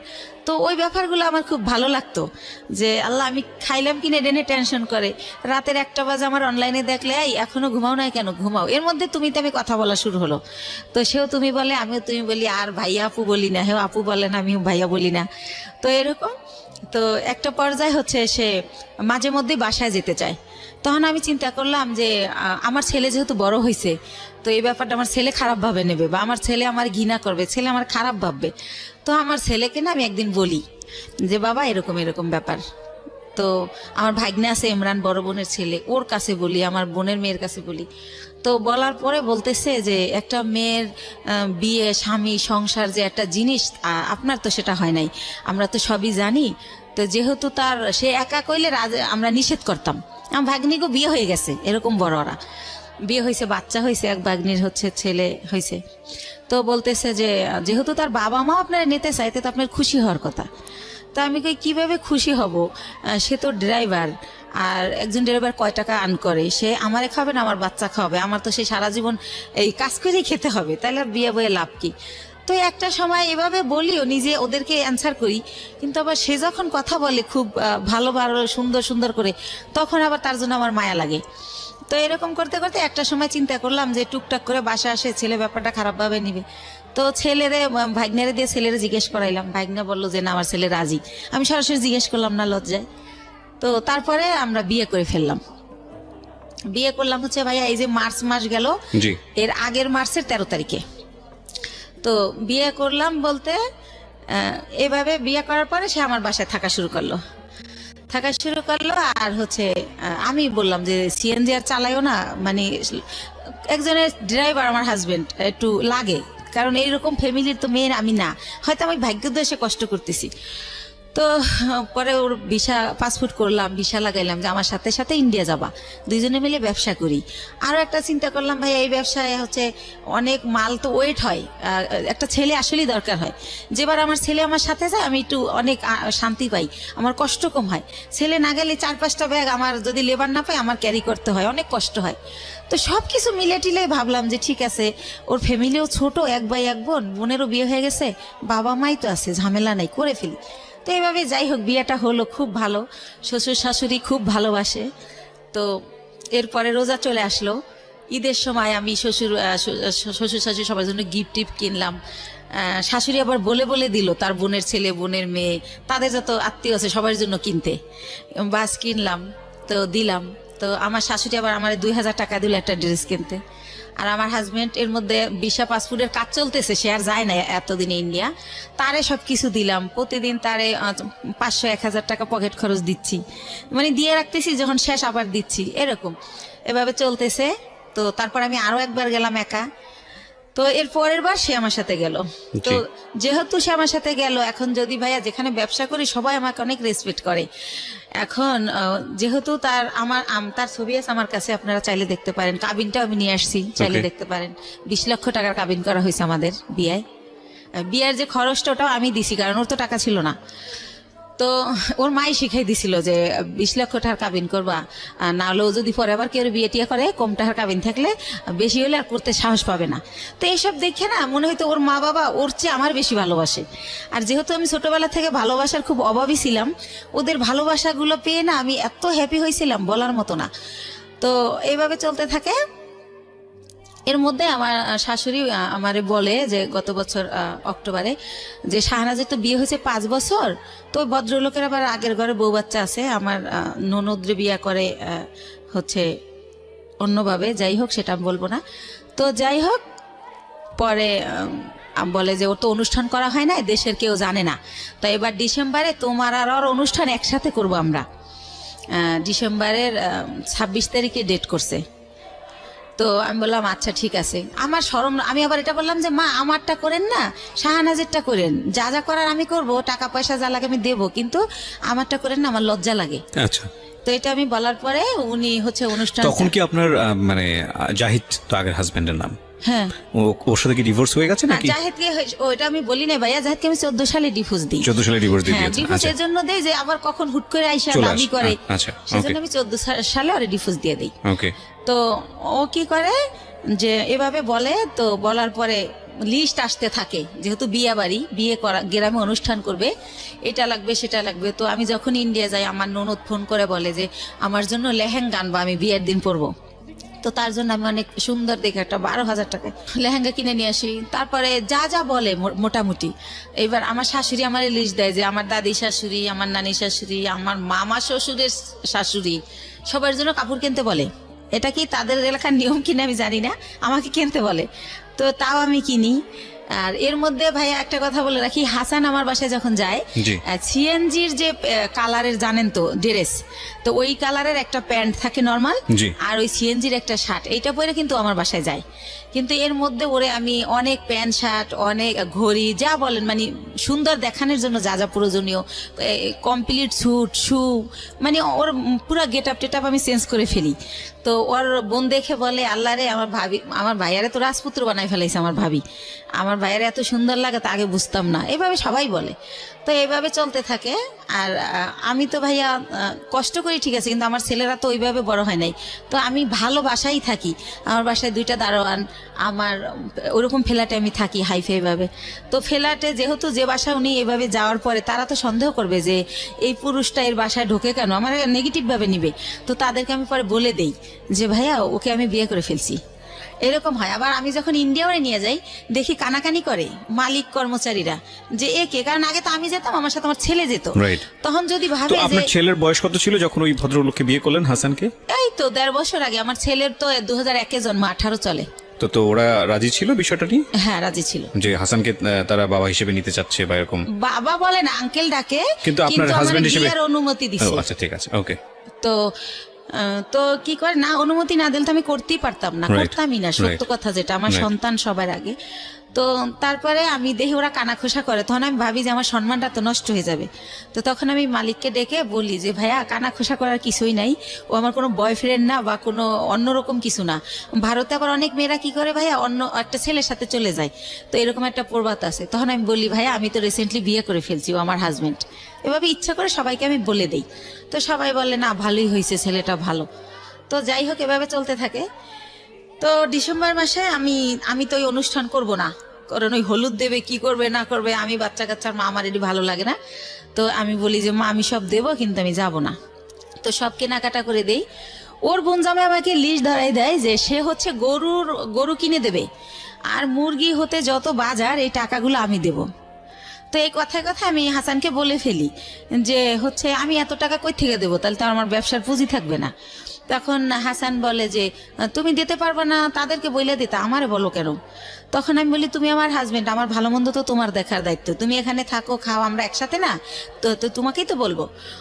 তখন একটা পর্যায়ে ও আমাকে বলে যে তোমার তো অনেক আছে আমি যতদূর জানি, তো এখানে কত দেওয়া লাগবে, হয়তো 50,000 বা 1 লাখ টাকা লাগবে খাওয়ানে, এটা দিতে বা তোমার অসুবিধে কি? এই প্রথমবার থেকে আমি এটা কষ্ট পেলাম। তখন আমি একদিনকে কথায় কথায় আমি বলি যে মা আমার নিজের মায়ের আদর আমি পাইলাম না, তোমারে তো মা বলেই জানি, মাই ডাকি। সে আমার একটা অনেকভাবে হাট করে, সেই কথাই বলি, মাই জানতাম এতদিন, কখন যে তুমি শাশুড়ি হয়ে গেলা বুঝতেই পারলাম না। ওকে। এই কথাটা আমি বলি, বলার পরে বলে কি যে সত্য কথা বলে সবার কাছেই খারাপ লাগে, সেইভাবে রেগে রেগে বলে। তখন বলে এই শোনো, তুমি আমার ছেলেকে ইটালি পাঠিয়ে দাও। মানে শাশুড়ি বলে? আমার শাশুড়ি বলে।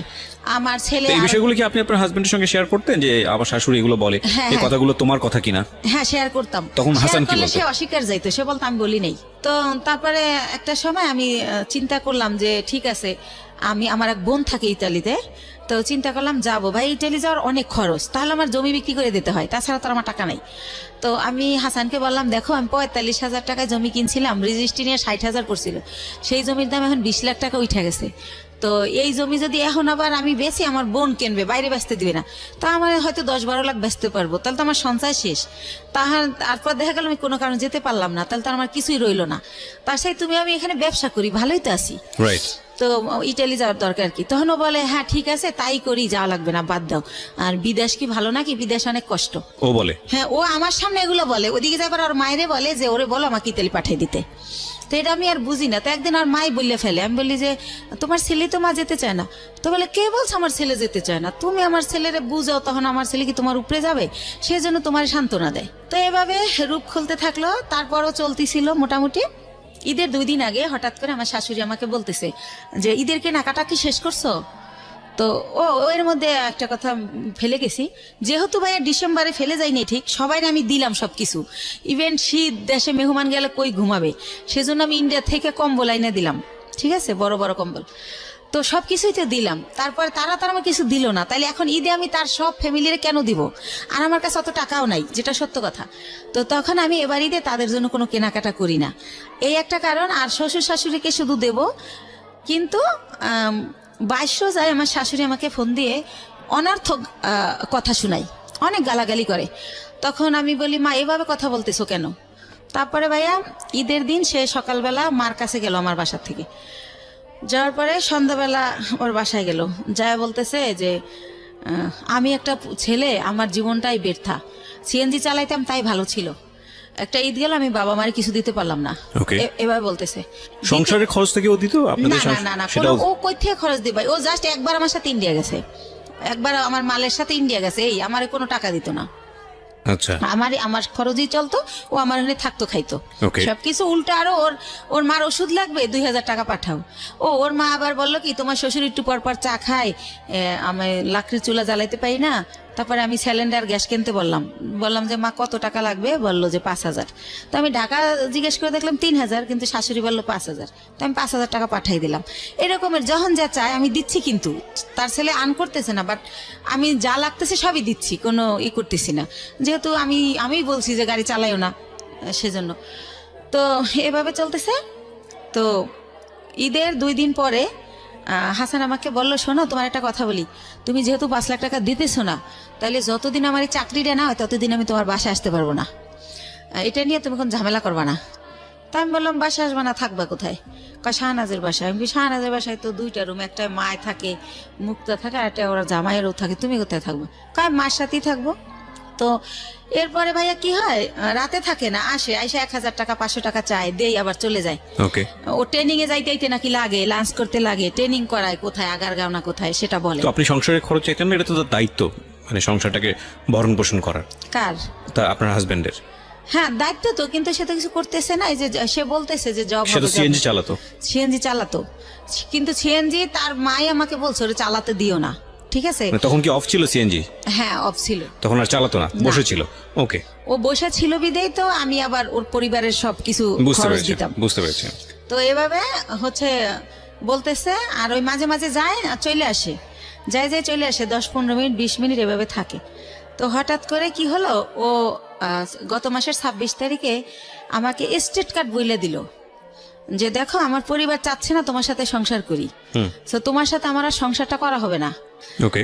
ও আরো বেকার থাকার আরেকটা কারণ ভাইয়া, যেটা হয় গত ঈদের 4-5 দিন পরে ওই মেয়েটা শানু, ও আমার থেকে টাকা নিয়ে ওই মেয়েটাকে বাজার করে দেয়, ওই মেয়েটার ঘর ভাড়া দেয়। তো ওই ব্যাপারগুলো জানতে পারি, শানুই আমাকে বলে যে আপনি আটকায় রাখলেন না, ও তো আমারে কালো বাজার দিয়ে গেছে। তো এই ব্যাপারটা মার সাথে আমি শেয়ার করি যে মা আমার কাছে টাকা নিয়ে যদি তোমাদের দেয় আমার দুঃখ নাই, কিন্তু ওনা শানুরে দেয়। তখন বলে যে তুমি কালকে বাসায় এসো। তো ওনাদের বাসায় যাই, তখন ওর বাবা মা ওর মাথায় কোরআন শরীফ দেয়, কোরআন শরীফ মেইলা যে তুই কোরআন শরীফ শিখে কর, শানুর বাসা আর কোনোদিন যাবি না। তখন ও এটা বলার পর আমরা বাসায় চলে আসি। আসার পর ও বলে কাজটা তুমি ঠিক করলা না, এই কথাটা তুমি যদি বাবা মাকে না বলতা তারা আমার এই কোরআন শরীফ নেওয়া হইতো না। তো আল্লাহর এমন হুকুম, কি করে আমার ঈদের নতুন ড্রেস পরেই তার পরের দিনই সেই মেয়েটার বাসায় যায়। তখন ও ধরা খাই যায় যে ওখানে গেছে। তো যেদিন ধরা খায় তারপরে 2 দিন পরে ও দেখি যে প্যান্ট পরে না, দোকানে গেলে ও প্যান্ট পরে যায়, তখন লুঙ্গি পরে যায়। তো কি হয়েছে, তো বলে যে আমার গোড়া উঠছে। এরকম পরে ভাই আস্তে আস্তে আল্লাহর কি জানি না আমি, ওইটা ওর হচ্ছে পুরা ইয়াটা একদম গা হয়ে যায়, পছন্দ হয়ে যায় একেবারে।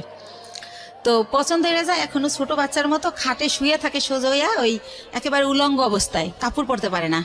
আর আমি সবসময় দরজা আটকায় রাখি, আমি বেরোইলেও আটকাই দেই, আবার ঢুকলেও আটকাই দেই, এইভাবে থাকে। তো এইভাবে ও 3 মাস ভোগে ভাইয়া। তো এভাবে ওরা আমি কিভাবে ডাক্তারের কাছে নেব, তো আমি ছবি তুলে তুলে চর্ম বিশেষজ্ঞ, যৌন বিশেষজ্ঞরে দেখাই মেডিসিন নেই। তো যখন একটু ভালো হয় তারপর ওর সরাসরি নিয়ে ডক্টর দেখাই। তো এইভাবে 3 মাস ভোগে তখন। তো ওই সময় আর বাপ মা আমাকে অজুহাত দেয় যে ওই মেয়েটার কাছে কোরআন নেওয়ার পরেও গেছে, এই জন্য আল্লাহ ওর এই পাপের শাস্তি এটা দিছে। তাই তুমি যদি ওরা গাড়ি চালাইতে না দাও, ও আর তাহলে আর ওই মেয়েটার কাছে যাওয়ার সুযোগ পাবে না, সবসময় তোমার সাথেই থাকবে, তাই তুমি আর গাড়ি চালান বন্ধ করে দাও। তো তারা এটা বলে। তো সবকিছু মিলেই ও বেকার থাকে, এই অসুস্থতার কারণে থাকতে হয়, এভাবে থাকে। তো যাই হোক, এখন যেটা মূল ঘটনায় আসতেছি, ও কি করলো, আমার এই 1.5 বছরের মধ্যে আমি এই ফার্স্ট ওই দিন ওরে অনেক কিছু বলে ফেলি। বলার পরে ও আমাকে ফোন দিয়ে যে লাউড দিয়েছে আমি সেটা জানি না, লাউড দিয়া বলে যে হ্যাঁ কি বলবো বলো। তারপর আমি ওর মা যে যা বলছে যে ইটালি পাঠানোর লেগে চাপ দিয়েছে এই সেই। তারপরে ও কি করলো, আসলো আপনার বাসায়? ও আর আসেই নাই, এই পর্যন্ত আর আসেই নাই। ও ওই দিনকা ওর মা যখন বলার পর ও আমাকে ফোনে অনেক খারাপ, ওর মা বোন শিখাই দিয়েছে, আর ও আমাকে বাজেভাবে গালি দেয়, অনেক গালি দেয়। আমার বাবা মা তুলে অনেক গালি দেয়, গালি টালি দিয়ে বলে যে আমি যাব না, তোরে আর রাখবো না, তুই যা পারিস করিস। না, আমরা এই জিনিসগুলো পারিবারিক কোন্দল এগুলা নিয়ে কে কি বলেছে না বলেছে এত ইন্ডিভিজুয়ালি যেতে চাই না। আমি ইন্টারাপ্ট করছি আপনাকে। সেটা হচ্ছে যে আপনি আমাকে বলেন যে আপনি ভদ্রলোককে বিয়ে করেছিলেন কত বছর হলো? এই তো 1 বছর 3 মাস। 1 বছর 3 মাস। 1 বছর 3 মাসের মধ্যে আপনার সংসারে কোনো খরপোশনি দেয়নি, উল্টো আপনি ওনাকে এস্টাবলিশ করার চেষ্টা করেছেন। ওকে, এখন লাস্ট পর্যায়ে কি দাঁড়িয়েছে? উনি কি আপনার সঙ্গে আছেন নাকি আপনারা সেপারেট হয়ে গেছেন? না, এই যে 28 তারিখ আমার লাস্ট কথা হয়েছে, এরপরে আর এই পর্যন্ত কোনো যোগাযোগ সে আমার সাথে করে নাই। তার মা তার সিম ভেঙে ফেলছে, এখন আমি তারে ফোনে পাই না। তাহলে কি পেলেন? 1 বছর 3 মাসের শিক্ষাটা কি পেলেন, আর পুরো জীবন জুড়ে এই বৈবাহিক জীবনের শিক্ষাটা কি পেলেন? আপনি তো আজকের এই গল্পটাই বলতে এসেছেন। সবকিছু মিলিয়ে আপনি আমাকে এটা বলেন যে রেডিওতে এই গল্পটা আপনি কেন বললেন? আমি একটা মেসেজ পেয়েছি, সেটা আমি আমার মতো করে বলবো, বাট আপনি কেন আসলেন? আমি আসছি ভাইয়া যে আমি যদি আমার বাবা মা যদি যখন জানছিল যে ওই লোকটা আসলে জামাই হিসাবে না, তখনও যদি আমাকে বাদ দিত তাহলে তো আমার বেবিও হতো না। তারপরে যেহেতু আমার ভাই বোন সব এস্টাবলিশ, তাদের অনেক কিছু আছে, তারা বাইরে দেয়, কিন্তু আমি আমার বাচ্চা দুইটা নিয়ে এত কষ্ট করি, এটা তারা চোখেই দেখে না। তাহলে এরকম যদি হয় ঘরে ঘরে যে কোনো ভাই বোন এক ভাই বোনকে হেল্প করবে না, তাহলে কেমনে হবে? তারপরে জীবনের প্রথম পার্টটা নিয়ে আমি শুধু এতটুকুই বলতে পারি যে আপনি অনেক দুর্ভাগ্যবান, এবং আপনার ফ্যামিলি আপনার প্রতি যেটা করেছে সেটা ভয়াবহ রকমের অবিবেচকের মতো কাজ করেছে। আপনার বাবা বেঁচে আছেন? জি, বেঁচে আছে। তো আপনার বাবা এই যে বড়টা ভুলটা করেছে সে ব্যাপারে কি বলে? আমার বাবা যখন জানে ওর ওই ব্যাপারটা, তখন আমার বাবা আর দিতে চায় না আমাকে, কিন্তু আমার বড় বোন আর আমার মা এটা জোর করে। আর আমার পরিবারে আমার মাই সব, আমার বাবার কোনো কথা থাকে না, মানে মা যেটা বলে ওইটা রাইট। আমার বাবা অনেক সহজ সরল, অনেক নরম। তাহলে এখানে আমার বাবা তো মনে করেন আজকে প্রায় 10 বছর সে কিছু করে না, রিটায়ার্ড, সে বেকার, তার তো কোনো দাম নাই। সেদিক থেকে তার ইকোনমিক সলভেন্সি যেহেতু নাই, তার কথার পাওয়ারও সেরকম নাই। এটা একটা মারাত্মক রকমের সমস্যা আমাদের সোসাইটিতে। অর্থের জোর সবচেয়ে বড় জোর। তো কিছুই বলার নেই আসলে। আমি আপনার মাকেও সম্মান জানাতে চাই, পরিবারের সবাইকে সম্মান জানিয়ে বলছি যে পরিবারের সদস্য যখন একজন খারাপ থাকে তখন বাকি সবারই পাশে দাঁড়ানো উচিত, এবং সেটা না দাঁড়ালে যেটা হয় যে উনি যখন পিছিয়ে পড়েন তখন পুরো পরিবারটাই আসলে পিছিয়ে পড়ে, হাজার হলেও সে আপনাদের বোন। এই জায়গা থেকে একটা বড় ভুল। আর দ্বিতীয়ত আমি মনে করি যে দ্বিতীয় ব্যাপারটা ছিল এক ধরনের ট্র্যাপে পড়া, ফাঁদে পড়া, আমি যদি ভুল না করে থাকি। আপনি কি ওনাকে এখনো আপনার লাইফে চান? আপনার যে হাজবেন্ড যিনি হাসান, তাকে কি এখনো সংসারের জীবনে চান, নাকি আলটিমেটলি এখান থেকে আপনি একটা শিক্ষা নিয়েছেন যে না, আমার সেই মানুষটাকে আর দরকার নাই? কি বলবেন? শিক্ষা নিয়েছি, কিন্তু তারপরেও চাই, কারণ ভালো তো বাসি। একটা পুরুষকে যদি ভালোবাসার ওকেই বেশি ছিলাম, বা ও ভালোবাসা যদি পাই, হয়তো খাওয়ান পরন দেয় নাই, কিন্তু সে ভালোবাসাটা মোর কাছে পেয়েছিলাম, সে কারণে ওকে পেতে চাই, কিন্তু জানি না হয়তো পাবো না। পুরো গল্পটা আমি খুব চুপ করে শুনছিলাম, আমি ভাবছিলাম আসলে গল্পের মেসেজটা আসলে কোথায়। মেসেজ আসলে সেই অর্থে নাই আজকের এই গল্পে। তবে একটা জায়গায় যদি একটু থামার চেষ্টা করি, আমরা যদি পজিটিভলি দেখি, সেটা হলো যে এই ভদ্রমহিলা একটা সময় পর্যন্ত নিজে দাঁড়ানোর চেষ্টা করেছেন, যেভাবেই হোক না কেন গায়ে গতরে খেটে পরিশ্রম করে তিনি চেষ্টা করেছেন সংসারটাকে দাঁড় করানোর। সেখানে এসে একটা ভুল আমি বলবো, যে ভুলটা হচ্ছে এই বয়সে এসে প্রেমে পড়া, ভালোবাসায় পড়া, এবং সেই মানুষটাকে নিজের জীবনে এমনভাবে জায়গা দেওয়া যে, আপনার বয়স কত বলছিলেন? 35 বছরের জীবনে এসে 16 বছর বা 18 বছর মানুষের যে ভুলগুলো করে, সেই ভুলগুলো করে নিজের জীবনে একটা অনেক বড় কষ্ট পাওয়া। আমি বরং বলবো যে এই জায়গাটা একটু শক্ত হলেই বরং ভালো হতো, যে সেকেন্ড থটটা না দেয়া নিজের জীবনে। কিন্তু এটাও তো ঠিক যে তিনি তো সারা জীবন জুড়ে কারো ভালোবাসা পাননি। সে অর্থে একটা মানুষ যখন কায়া হোক ছায়া হোক যাই হোক না কেন সামনে এসে দাঁড়িয়েছে, সেই জায়গাটি থেকে তার ভুল হওয়াটা স্বাভাবিক, যে আসলে সঠিক মানুষটি সে চিনতে পেরেছে কি পারেনি। আমার মনে হয় আর একটু সময় নেওয়া উচিত ছিল। ভালোবাসাগুলো আসলে এরকমই। তবে এটা ঠিক যে জীবনে কাউকে রিসিভ করার আগে ভালোবাসতে গিয়ে আসলে কোনো লজিক খাটে না, মন থেকে চলে আসে সেটা। এবং সেজন্যই বুড়োরা ইয়াংদের প্রেমে পড়ে, ইয়াংরা বুড়োদের প্রেমে পড়ে। যেখানে প্রেমে পড়া উচিত নাই সেখানে প্রেম চলে আসে। সেগুলো হয়তোবা খুবই ন্যাচারাল, কিন্তু এই ন্যাচারাল জিনিসটাকে জীবনে লজিস্টিক ফ্রেমে যখন মানুষ বাঁধতে চায়, মানে বিশেষ করে বিয়ের জায়গাটিতে, তখনই হলো চিন্তার বিষয়। সেই জায়গাটি আসলে শুধু ইমোশন দিয়ে চিন্তা করাটা একটা বোকামো, এবং সেই বোকামোটা যে কোনো লেভেলে জীবনের যে কোনো জায়গাতে হতে পারে। আপনার জীবনের পজিটিভ দিক হচ্ছে আপনি গায়ে গতরে খেটে নিজেকে স্টাবলিশ করতে পারেন, সেটা আপনি প্রুভ করেছেন। সুতরাং আপনার উপর আমরা বিশ্বাস রাখতে পারি যে আপনি এই জায়গাটা থেকে বের হয়ে আসতে পারবেন, এবং বের হয়ে আসার মতো অবলম্বন আপনার আছে, বিশেষ করে আপনার দুটো সন্তান। সুতরাং সেদিক থেকেও আপনি অনেক বেশি প্লেসড। সো প্রিয় শ্রোতা, আজকের এই জীবন গল্প একটা পরিশ্রমী মানুষের জীবনের গল্প, যে